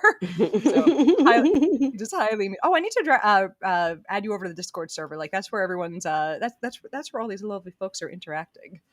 Yeah, you do. Yeah, I'll hang out on Discord since I usually only go over there to see what Pokemon are available to. That's where I go. Me too. I have my local LA group. Like whenever there's an assignment to like add a new friend, I'm like, it's for a while when there was a limit of 200 friends. I'm like, sorry, someone's got to go. Yeah, you don't send gifts quickly enough. You have not opened your gift in a year. I'm like, neither have I. Sorry. Oh my, Akiko, we could use that energy. That's Akiko. Yeah, we need this kind I'm of a feral cat. I need a firm director to make sure that I am kept well in line. I'm just saying it's Akiko is hired. That's where it's look. This is a meeting just waiting to happen. Or let me rephrase this: a meeting that happens in person. This is a Zoom call just waiting to happen. But, so let's just because we're going to keep going off topic. Let's chat the Delta variant because I know someone commented earlier, are we going to get to Delta? I'm like, look, we've been having so much fun chatting everything else today. This is like the highlight of my week after having my body is having a day to day, as happens sometimes. I have a rib that dislocates, but look, I'm after having everything else fall apart this week, I'm like, I'm just going to smoke pot the entire show. Vape pot. I mean, I'm vaping vapors right now. There's nothing in this. Got the vapor. That's what I'm like, I'm just gonna try to keep the pain down for the show and get through it. And like, I'm having so much fun. I'm like, the pain's fine. It's fine. So Delta, let's chat Delta. So I have a roommate in the house right now who had such a severe, an extreme exposure to someone who's positive that they are quarantined to their room for 10 days. They were on a road trip out to Minnesota, I think, and they were driving out there for a couple of gigs. I have a house full of of derelict musicians. I'm kidding. I love my musicians. But he was Ben, who some of you guys, if you saw the Christmas podcast, he has a wonderful voice. He's trained in opera, plays a zillion instruments. He was out, driving out with a friend who's also supremely, he's also, very talented. She was also a very talented musician. She was fully vaccinated with Pfizer, which we now know is only 39% effective at preventing infections. Now, here's the thing. It still prevents severe, pretty well, pretty good at us, younger, healthier folks for the most part at preventing severe and fatal infections. We don't know what that means for long-term side effects because we know there are still long COVID and we know it can still fuck up our lungs. But the fact that, a 20-something that was fully vaccinated had to cancel a tour, lose a lot of money, lose a lot of, cash from selling CDs, getting out there, all that good stuff. And my roommate is now like, we're bringing him his meals to his room.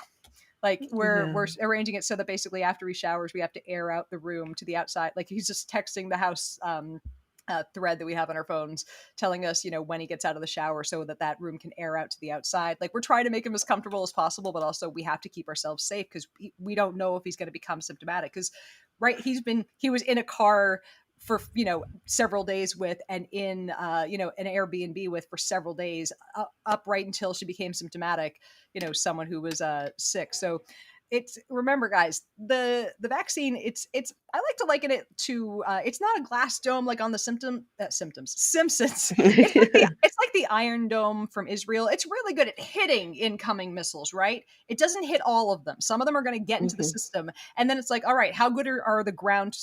A lot of the ground troops are going to get into skirmishes and try to stop them from setting up bases. It used to be much better it used to be better at knowing the ground troops. It's gotten worse at it. We don't know how good it's going to be in all of these. Do I need to get one of the other vaccines now? Adam is asking. Here's the thing. So right now, all right, Adam asked, wait, this is the first I heard about the 30% effectiveness of Pfizer. It's a study from Israel, out of Israel. It said it's 39. So don't panic yet. Don't fucking panic. Don't fucking panic. I know I'm saying some things that are going to make people panic. 39% effective. It's dropped to 39% effective at preventing infection, like symptomatic infection, which means that, here's the thing, that still means it's effective at preventing severe infections and fatal infections. And the other thing is, this means it reduces your chances of getting symptomatic infections, right? So your chances of getting a symptomatic infection already were about 50%. So this means your chances of getting it are cut about in half, right? So only about 25% of people who get exposed are gonna get a symptomatic infection, maybe less. So that's still not good. That means if it's 1 in 4 people who's going to be exposed are going to get are going to become symptomatic, give or take, or a little bit less than that, I think, because here's some trivia from a wedding that a friend, or this has happened a few times now. A friend of mine was at a wedding recently. There were, I think she said, 175 people in attendance. 30 have tested positive, and they were all vaccinated.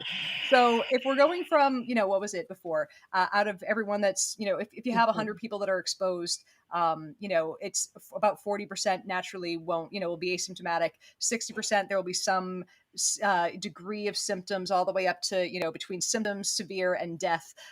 So we're cutting that down. 39% is going to have a reduction in, not having symptoms. About 175 out of that 30% are testing positive. That seems pretty dead on.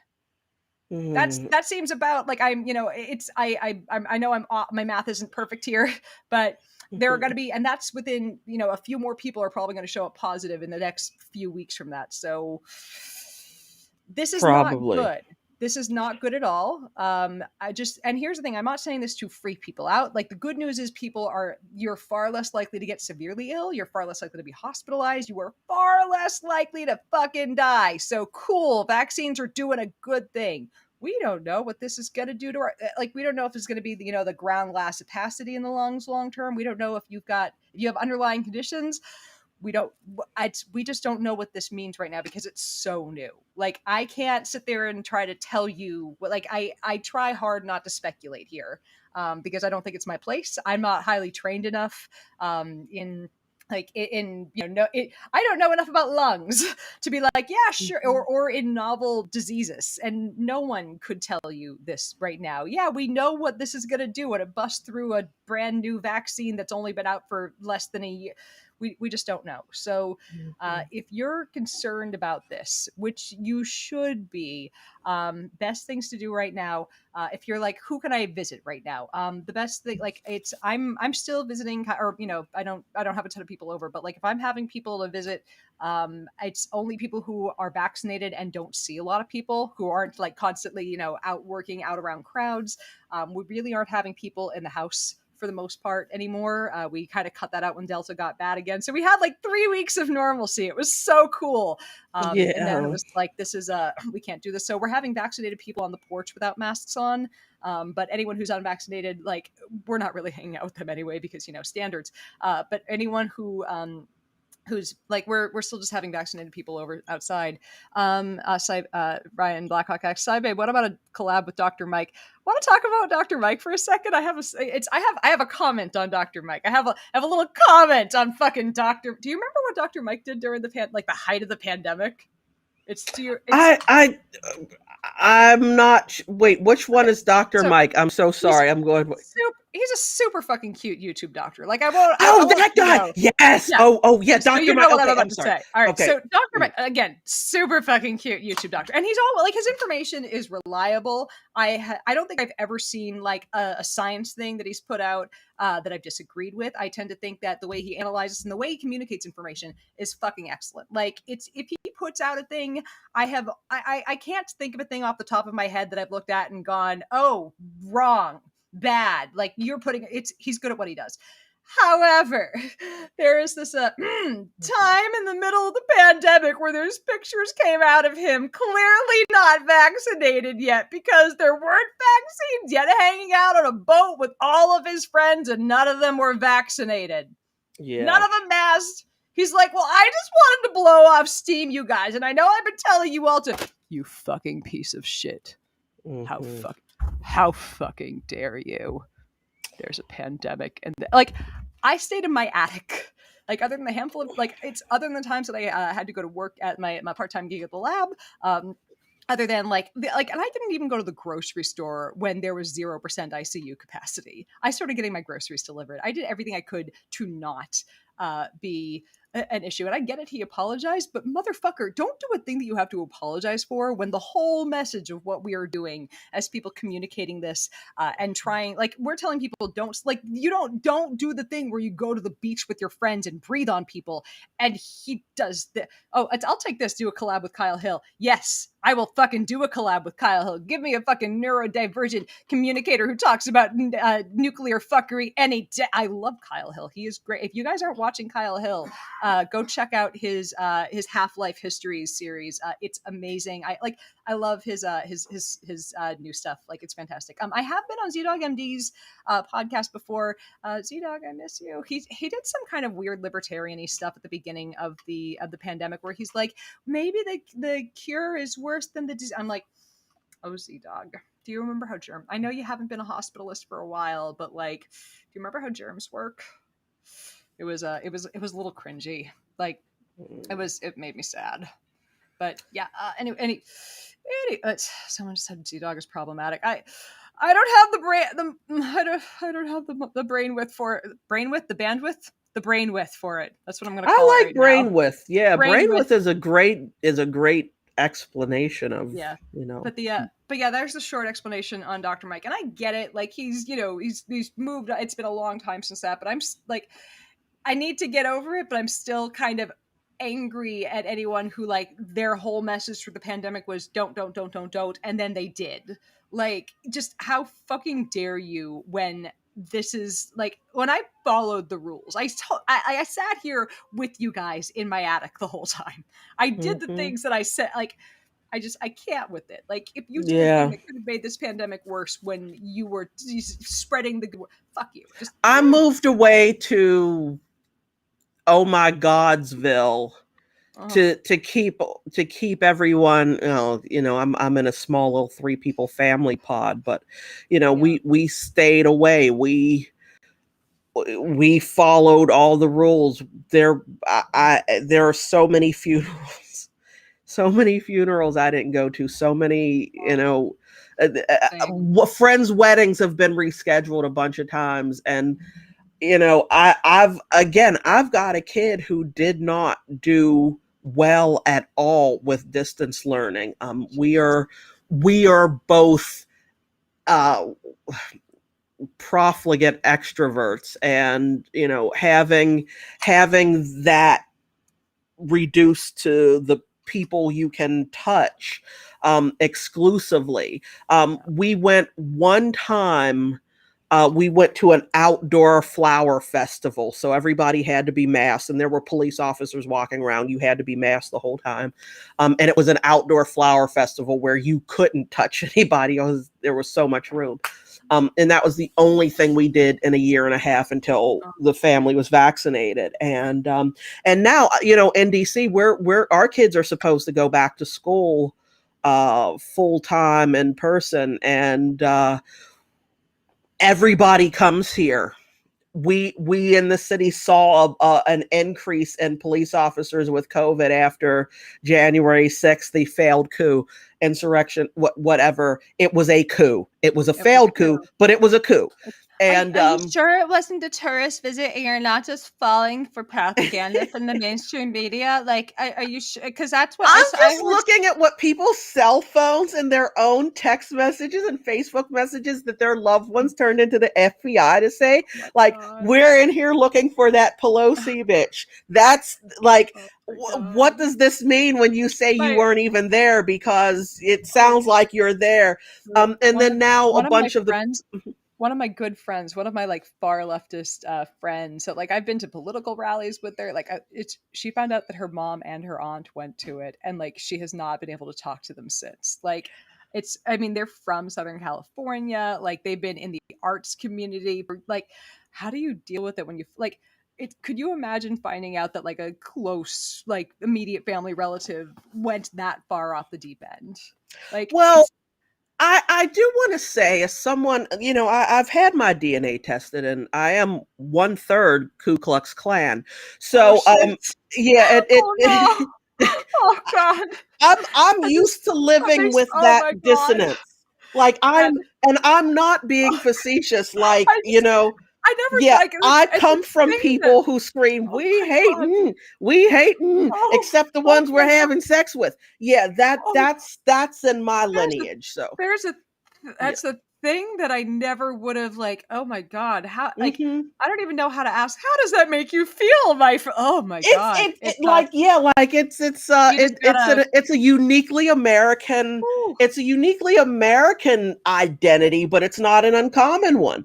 you know what's Ask the Hemmings family. But then oh again, yeah. every people who have ever been conquered Wow. Yep. has that in the what is the first spoils of war that the victors, air quotes around victor, what the first thing all those murderous men who First want we to get the celebrate sugar. do? First we get the sugar, then we get the power, then we get the women. There you go. So it's Yeah. I asked somebody once, how do I cancel people when I got to drive up and down um you know Robert E. Lee Boulevard every day, and then I turn on to Jefferson Davis Highway. There, now Robert Lee Boulevard did get changed to Langston Boulevard after Langston Hughes, but Oh wow. yeah, I still okay. So we're going to turn off my camera for just a second Oh, because the boy has come back from tutoring and he can't show his face okay. because Go ahead. Go that's ahead. the rule. That's the rule. Want me to Okay, take walk okay. past, babe. You can hello. Hi. Hi, Carlin. Sorry. That's my. All right, goodbye. Bye. Yes, Amy. Oh, that's the kitty. Yes, meow meow. Kitty Mc meow meow. Okay, yay. Yeah, we have a rule. Oh wait, let me put my video back on. Okay, yeah, we have a rule. No No, no pictures child on. and I distinguishing stuff until I appreciate it so after much because the I have teenagehood. Yeah. I have friends who have like who have started their kids' Facebook accounts like from when they were literally in the womb. And look, not you know what, not my circus, not my monkeys. I just Hmm. why? Like I feel like that would deeply bother me. And this is I'm someone who is so online. Like I'm so online. I'm on Wikipedia.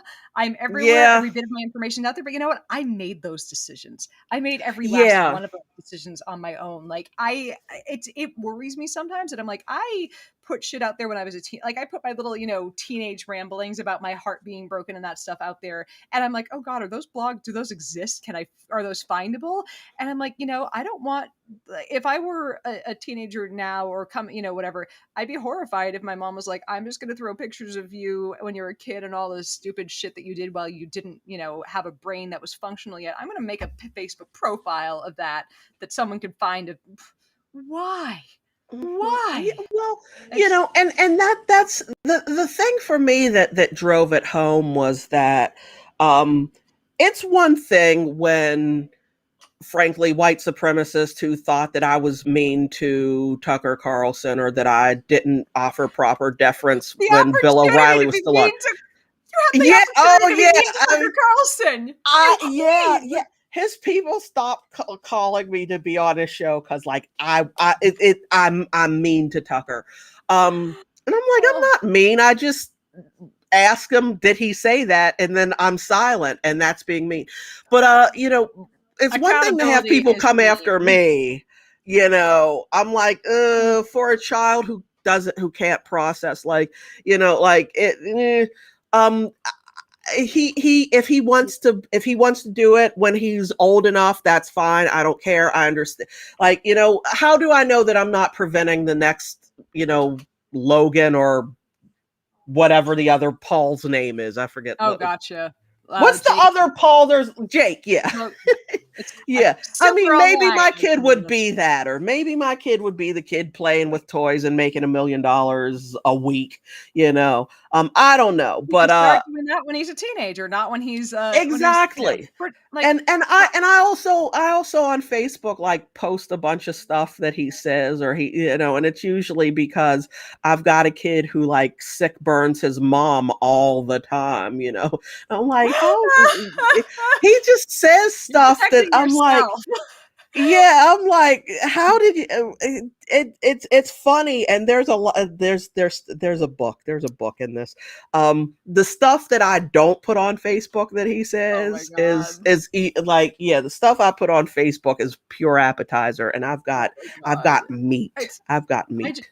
I joke that my mom is accidentally the Mhm. funniest person that I know, and I swear to God, like you have a very similar relationship with your son, where like the conversations you have, just take snippets of them and like put them into a book one day, and like people are just gonna, it's that's sellable. That's all you need. Because like the week I was home visiting my mom, I put just tons of like snippets of our quick conversations out there on Twitter, and I'm like, my God, these are the best tweets I've had in years.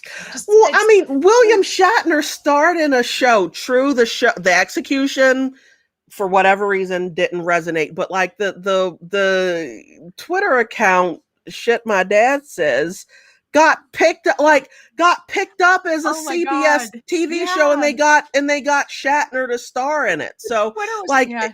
Shatner has yeah. me blocked on Twitter. I Did I tell you the story? So I was on the same don't know shite. the story. I was on the same shit. I was on the same flight as William Shatner once, and I was like, oh, like I here. So I have this weird story. So yeah, I, I was at a Star Wars. Dear God, I'm the Trekkies are going to come for me. I was at a Star Trek convention with my brother a few years earlier, and my brother like had been called to ask a question on stage. And like there was this like story made like the local papers in Boston because like Shatner's known for being a bit of a dick, but like my brother told this really touching story that I don't know how much of it was true or not, but because people say things when they're in front of person that they really admire. But he told a story about how William Shatner had inspired his going into the army and becoming an army officer and all that good stuff. And like Shatner gave him a hug, which like Shatner doesn't touch fans, but like there's a picture of him hugging my brother. Like, oh my God! Like after he'd been a dick to everyone else, like just been that he just he's kind of a dick to fans because that's what he does because he's Captain Kirk and he doesn't have time for the ship. But like he hugged my brother. Anyways, years later, I'm Babe. I have fans. I'm seeing Shatner being Shatner on Twitter, and he went after Dr. David Gorski, of course, from Science Based Medicine. Yes. He Oh yeah. tried to like, and he was going after Gorski with like an article from one of these like conspiracy theory websites saying that Gorski is a lunatic and like Gorski and like I commented on like I just replied back that this is a bullshit website, look at all the fake science on it, whatever. Shatner blocks me. Like a year later, I'm on the same flight as him, and I'm like, oh, this would have made me so happy years ago. Now I'm just Mm. the shame, the Uh, shame. The man is oh, not okay. The man, he was Captain Kirk, and he hates science now. He won't listen to scientists. Who are you, Captain Kirk? Who are well, you without Spock? James Tiberius Kirk was a figment of the imagination of Gene Roddenberry, who saw black women running shit in space. Kinda, she was still a secretary, but whatever. Yeah. Nichelle Nichols actually, NASA reached out to And her and said, "We can't find black people in our program. and she Can you did help so us much at work. all?" She did Yeah, so amazing. People don't realize how much work she did for the U.S. space program. She was yes, so she involved. did. She single-handedly. It Yeah. wasn't even doubling the numbers because 0 times 2 is still 0. She went into NASA and said, look, I'm going to introduce you to all of these historically Black colleges. I'm going to personally hand deliver to you Black scientists who are capable of doing the work that you need done. I've got these relationships, and if you screw it up, I am going to blast the shit out of you. This is before the internet. She said, if you screw this up, I'm going to go to the press and I'm going to tell them how you did this wrong. You will not put me in a position where you're ruining my relationships. And she was before so beloved that she had yeah, that getting yeah. that like it's, and I'm not saying, please don't let this come across as me saying Gene Roddenberry gave her it's like, the fact that she had gotten that chance gave was instrumental in her being able to do that. But it was just so wonderful that she was out there and Yeah, able to use because that power for the Black nobody community. was thinking about black women. It's who needs Not Black like, women in the like they Gene can get there Roddenberry when was, they earn it. yeah, That's what people probably thought. yeah, pull yourself up by your bootstraps and make your own rocket. God, still exploit your own diamond mine workers, and and then you can afford Hey, to do it too. they're emerald mine workers. So much. So yeah, it's awesome. We live in such an interesting time on a fun little where blue dot where hurtling through space. billionaires can try to fuck space. I don't care what people say. That rocket, he could have designed that rocket to not look like a dick. Jeff Bezos wanted to fuck space. He wanted to fuck space. He had He only wanted gotten there instead of upper Earth, but whatever. there was What so that I read an article this morning that they changed the definition of an astronaut literally the day that Bezos went into space. Like basically you have to be doing something functional on the craft. Like you can't basically Jeff Bezos you was, can't and this is be a passenger and basically tell Jeff Bezos. Jeff Bezos was designated or redefined as cargo the day that he went into space. I love that so much. Like the international whatever that does this was just like, fuck Jeff Bezos. He can't be part of our club.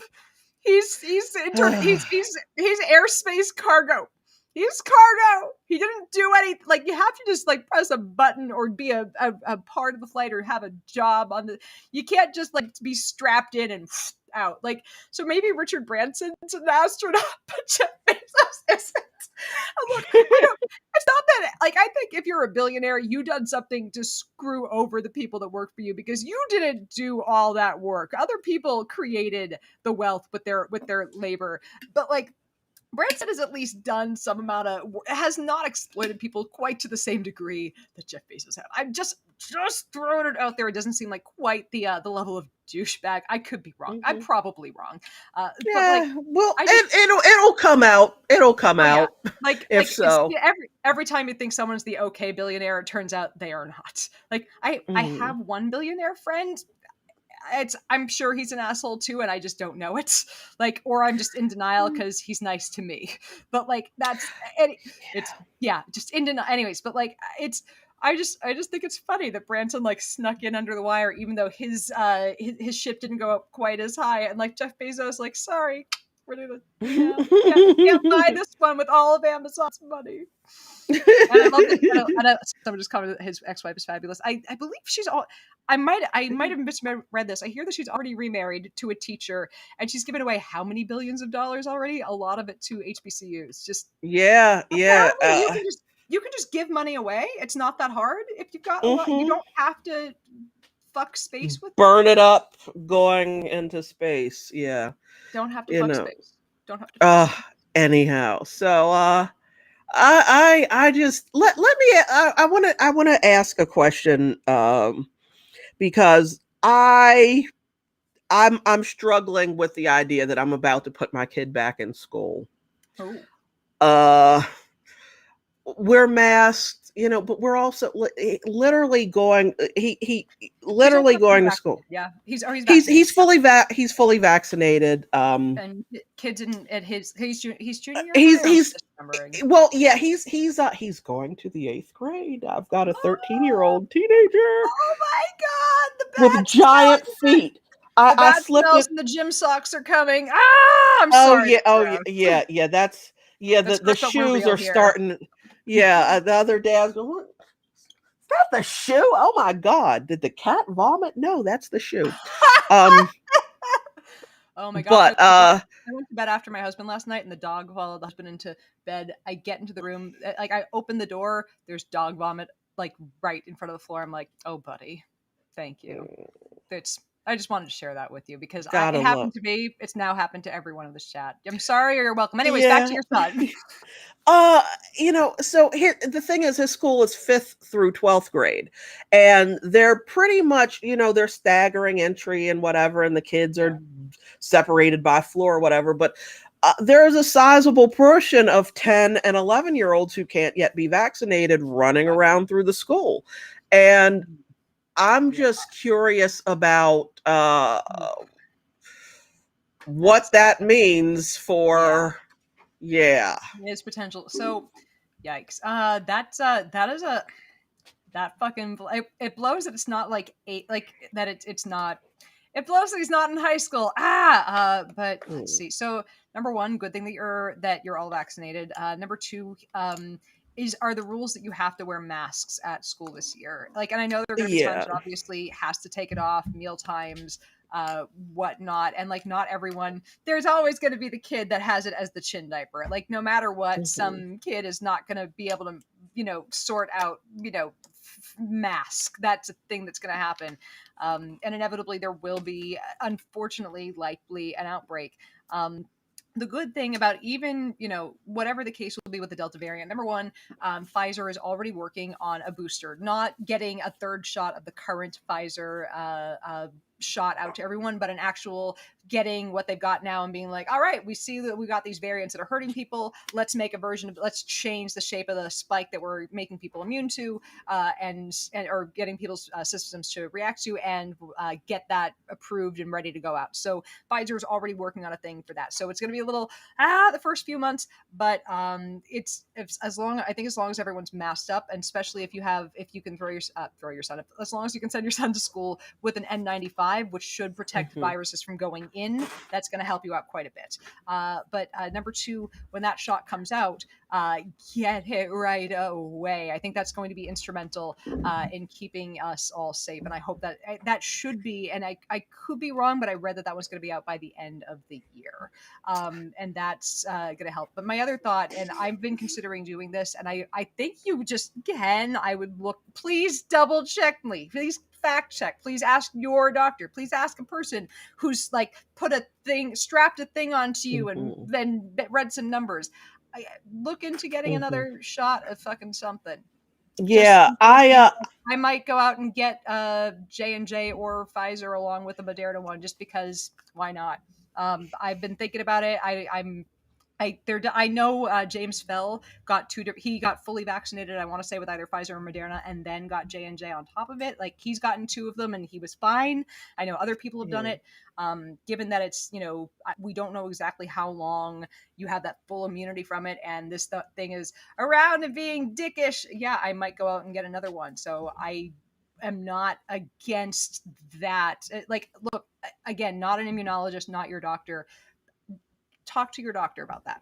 So Forgive me, there is a cat crawling up the red behind murder my. demon! It's the I'm red so murder happy to see demon. your baby. I love. You. Oh, we're getting up to about the 2 hour mark. So I think there's I agree with you. It's probably like, I'd be, scared at this point because it's a scary thing. But number one, kids generally carry less viral load, especially kids Mhm. below the age of 10. So they are starting to get to that age where it's kind of a scary age at 10, 11.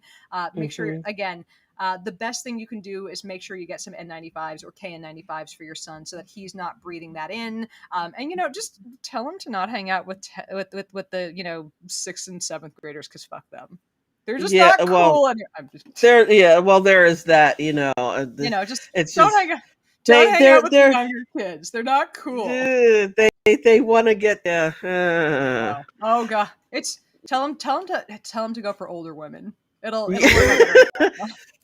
I think that's going to be an easy sell. It's going to be an easy sell. So. Be like the older girls have boobs. Just It- boobs have started. oh They boy, don't yeah, it was. So yeah, his class, so he left 6th grade one day and hasn't been back to school except for like 2 days, and then the school year ended. So like there were children. Yeah, and my favorite year of junior high. oh my god, Oh, that well, makes me so the booby sad. fairy was prolific.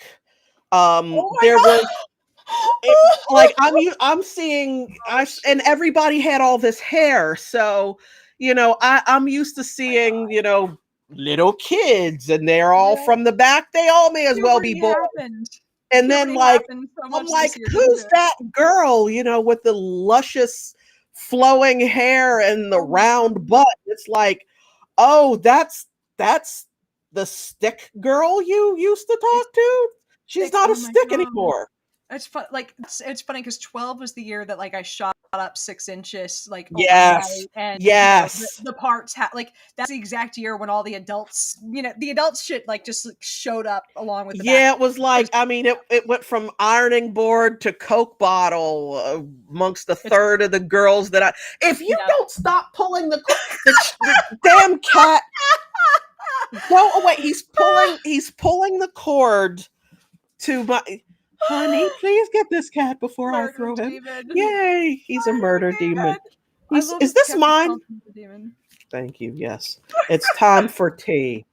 I've been on lemonade all day. I love it's Patreon because I'm a Patreon ambassador, but I'm still not sure what this is going to involve. Like we're supposed to be helping out other creators. I think we've only had one major meeting with Patreon with like meeting the other creators, but they sent us these Yetis. Oh, yay. For everything. And it's funny, my mom had just sent me a Yeti like same size and everything, but it was pink a few weeks ago, and then like they sent us like thank you for being our ambassador gifts, and one of them is this cute little Bluetooth like whatchamacallit speaker that's in the shape of a mixtape, and being an 80s baby, I fucking love it. And my speaker on this computer just doesn't fucking work. It doesn't produce any sound. So now when I open up my computer, I just flick on this tiny little mixtape that I can pop into my purse, and I love it. It's anyways.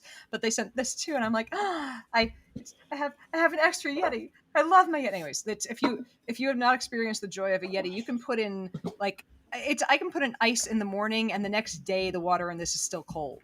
Like I do have a Yeti. I've got the wide mouth handled gulpy half-gallon jug, and I love it. I love it. Hot car in DC, it still has ice in it after hours of laying there. Folks at home, if you I didn't realize, like, when my mom was like, I need to get you one of these, like she was like she insisted on sending me one, and I was like, Mom, I have a she's like, no, it's like I have to explain. My mom is terrified of ordering things online, so basically she's like, here's my card. Can you order this on Amazon and send 2 to you, 2 to your brother and his wife, and 1 to I want to get us all. Yes, so I was doing the purchasing for my mom to send to us, but I didn't understand why she was like, I need to get these to you. Holy shit. This thing, it's like, I think there's more engineering in this than Jeffrey Bezos' giant fuck space rocket. Like, how does this do it? Hitachi with hat tip to Hitachi.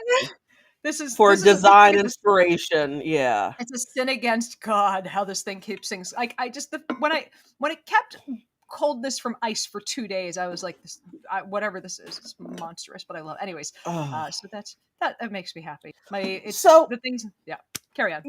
I love that, and I love the Yeti, and the reason I bought the Yeti I've got is that it looked like the COVID numbers were going down, and I took my son to a couple of gyms, and we were thinking about joining, but like now is not the time to be joining a gym. And unfortunately, I was going to start up my gym membership again, and I was like, nope. Yeah, there's a gym in my building that, to be honest, I feel safe enough using if it Yeah. were 2 in the morning and I'm the only one in there, or it's very busy between 5 and 8 a.m. But nobody's in there for hours at 2 a.m. when I'm usually catching the Pokemon. So I could probably be more productive about that, which I'm doing. Are we on each other's Pokemon lists? We're not. All right, We're not, and we have we to gotta. fit. You know All what? right, how about this? Let's put both of our codes Okay. onto the thing here, and both of us are about to get a bunch of friend requests because I've got they opened it up to I think like 400 friends available, and I was Ooh. limit. I was at 200, and all of a sudden, I think like everyone who had sent me requests that I hadn't said no to just showed up on my list because all of a sudden I had 280. Oh, now I'm at 298. But anyways, let me just get my little friend number and I'll throw it into here and throw yours into the chat. Or let's see, do 7566 666 7566 Okay. 8691 do 4 Why am I not? Hold on. Do I only have the private chat option? Wait a minute. Oh, right. Oh, it's for whatever reason it says that what I just typed in says 75666. That is not correct. Oh, you might have you might for whatever reason you might not have the. All right, so on the right of the screen there's chat, captions, and graphics. Do you see that on the right hand side of the screen or no? No. Okay, in that Yeah, case, just send I it. think. Shoot it over to me and shoot it to me in private chat and Okay. I'll type it in. So Right, here's where let's we're do gonna do. Okay. 7566 8691 do one. Why am I okay? Anyways, that is my trainer code over on Pokemon. I have about 102 spots left on there. Thank you guys for all the gifts and for joining me on raids, because whenever there is because there are raids that happen here all the time, and like I love hitting up. It's Look, I have nothing else I do for entertainment, so remote raids have been like, and joining fans on remote raids has been fucking great. That is like the highlight of like afternoon. I find like a raid hour and just like and see who else is online and shoot out raid invites. So if you're people who Pokemon, come join, Yes. child. And don't question why I can go from DC to New York in 2 hours, and then Spain in 2 hours, and then There we go. hanging Right. out at the Tower of London Day. So Should I'm we, adding myself, and I'm adding Kiddo as well. So yeah, we're must destroy them and kill the traitor. 300176164. There we go. You are up on the screen now for people to add you. Oh, and a Kabuto is sitting right around me. Thank you, Kabuto. I have things to there. Just send if you are still Pokemoning, send us your friend request. I'm so close to level 40. So close. I'm getting there. Yes. Oh, Yes, it 40 pains is me because all I so desperately want to submit the front of my house for a Pokestop. Just it is all I want in life, and I know it means I'm you can supremely do that late. at level 40? Yeah, like a while ago it showed up that you could submit like for new Pokestops, and technically I believe my house is a historical or like right here is a historical site because of how I absolutely live in an historical building in DC. And yeah, it part of the reason that I'm amongst the evil ones, whom I shall not name, is because like when everything locked down, it was like we weren't even getting Rattatas on. It was kind of crazy. So oh my god, I was like, yeah, what do you say I can do if I join you? Okay.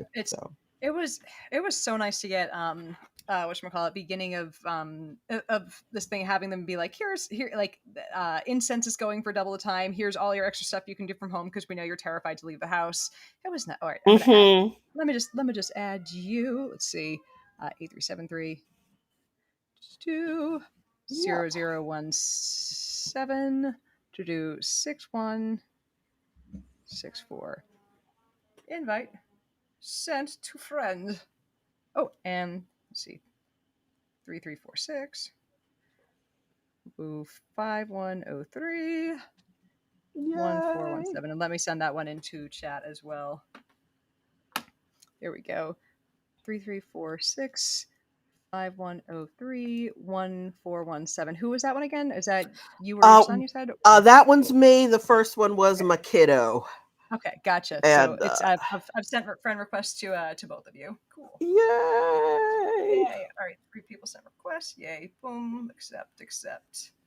Cool. It's just let's capture magical, invisible creatures that only exist in our brains together. Oh yeah. Look. It's just I don't get out of the house much, literally. Anyways, we're past the 2-hour mark because we've just been having a fucking ball today. I'm gonna have to write a really short article today because this has just been. This has been a blast. I've been like, there are days when I'm like, I'm just tired, things hurt, and like, look, I'm in serious pain, and I've been having too much fun to stop chatting. So like, most of the time when things hurt, I'm like. Most of the time when things hurt, I'm like, I can't get myself to. But look, I think part of it is that I'm sufficiently medicated for my ADHD, and I'm in just too good of a mood to like not. It's finally like being medicated has seriously helped everything. It's been nice. So I'm almost there. I'm almost there.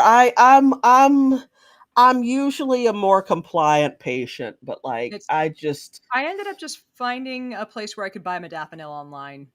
That was my eventual. I gave up with my doctors and figured it out on my own. Like I'd already been diagnosed, but they're like, we're not so sure about medicating. I'm like, so I have a problem that's affecting every aspect of my life, but yeah, the one that like made me awesome about the brain gave me a neurological tick. Oh fuck. Yeah. Ooh. Yeah.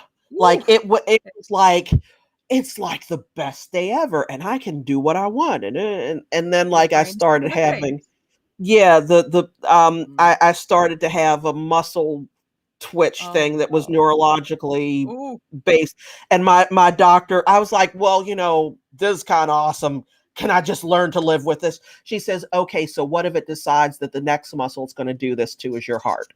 Ooh, that's. I said, okay. This is why we talk to our doctors about these things. Yeah. Like I tried, because friends with drugs occasionally give you those drugs. I had tried out Adderall and Ritalin before. I fucking hated the way I felt on them. I felt like my heart was going to explode.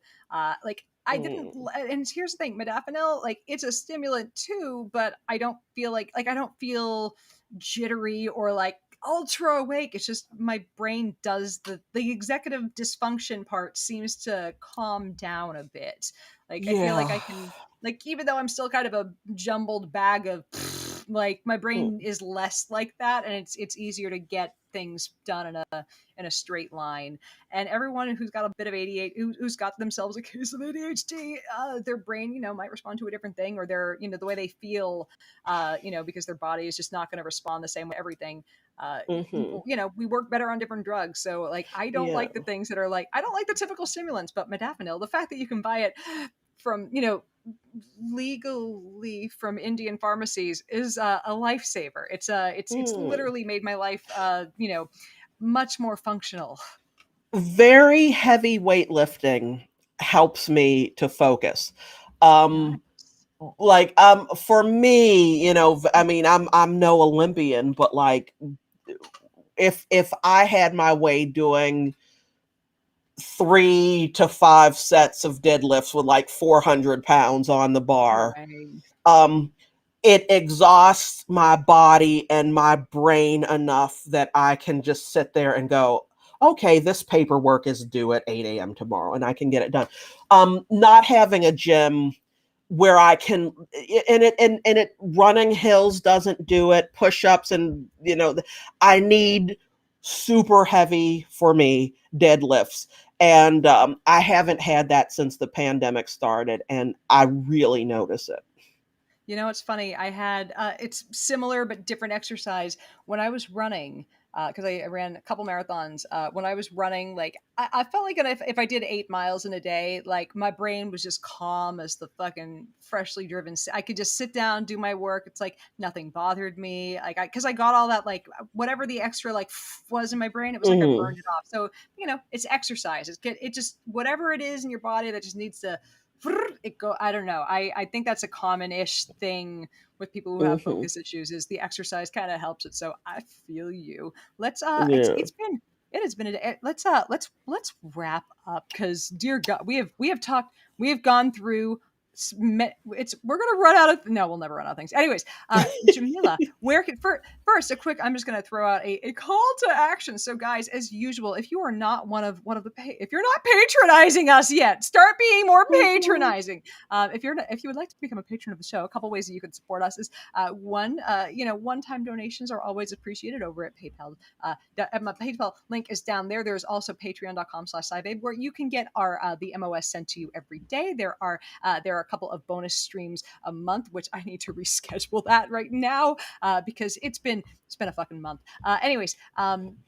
But also there's bonus content. There's stuff. There's the joy of knowing that you're keeping a science communicator from being homeless, which I hope that's enough. Anyways, and also it's if you pay all at once in a day, it's less than $1 a month to keep me alive. I appreciate it so much. Anyways, but also one thing that you can do that's super nice that you can do for either of us, and I suggest throwing some that way because I don't know how this camera points, but our Amazon wish lists are down there, and you guys have sent me so much stuff during the pandemic. So go hit up and it says which wish list is which. Send Jamila stuff. It's I believe it's sent. Go hit up Jamila's wish list. Buy everything. Buy every last thing on there. Send Jamila things. Do what you got to just make sure her mailbox at home is overflowing and people are like, did you get married or something? Like just make it so that every last thing is bought up and she has to put new things on there. So anyways, you are awesome. That is, I want a bounty to come down from the heavens. That is my heavens. Yeah. That is my request from you guys. And I want to thank Ryan. Yay! I want to thank you and yes, this mic and the Ethernet cable that's meant I haven't had to go, oh my God, I can't be heard. Let me fix it. I'm wired. This was an investment in the show. So I thought when I saw that on your list, I'm like, purchase, send. So I was happy to do that for us. That was, I'm like, I didn't, the other thing is, I'm like in my head, I'm like somebody from Discord might grab that, but might is not a way to depend on for the show. When I saw that in there, I'm like, sending it over. So I was just so, it's like that. And it's like, this has been so delightful. Like I knew if we got the audio and the connection sorted, the audience week has been so much bigger. So people wanted to come to hear you, and with everything sorted out, people are here. That makes me happy. Now, as we wrap up, I want everybody to just realize, whatever is going on, between the two of us, we are going to find a take on it that you're not going to get anywhere else. We're going to find a way of discussing it or bringing it up that we will laugh about, whether it's funny or not, but the laughter will be appropriate, however it happens. And if you're tired of being mansplained to, or if you're tired of just never hearing a different perspective, you belong here. We are your people. Yeah. We are your people. And we definitely. One of us will goofball this in a way that you'll appreciate it more than likely. Mm-hmm. It's like I think we have a lot of similar opinions, but eventually, because like I don't know if you can tell, but we might have had slightly different life experiences somehow. Maybe little like we're gonna come up with different things. So if you guys are enjoying it, if you guys are appreciating it, if you guys want me to be able to give Jamila a raise, please send us money. I'm just saying. I haven't told the full story of this, and I probably won't for years. I turned down a lot of funding from a venture capitalist group that I maybe shouldn't have, probably should have though, because the terms were not on what I wanted. please keep supporting us on Patreon. That's all I ask. I want this to keep succeeding. I want to be able to, if I can't get people to give me money to do a documentary, I want to be able to fund it for myself. I don't have Hell that money yeah. yet. One day, just saying, let's make 101 Ways to Die in Australia happen. That is a goal one day. CSIRO, call me. Anyways, Jimmy, let's stay on after I end this. You guys, I will see you. I'll see you guys next week. I love you. Love Bye. you. And Red and the kid say bye. Bye.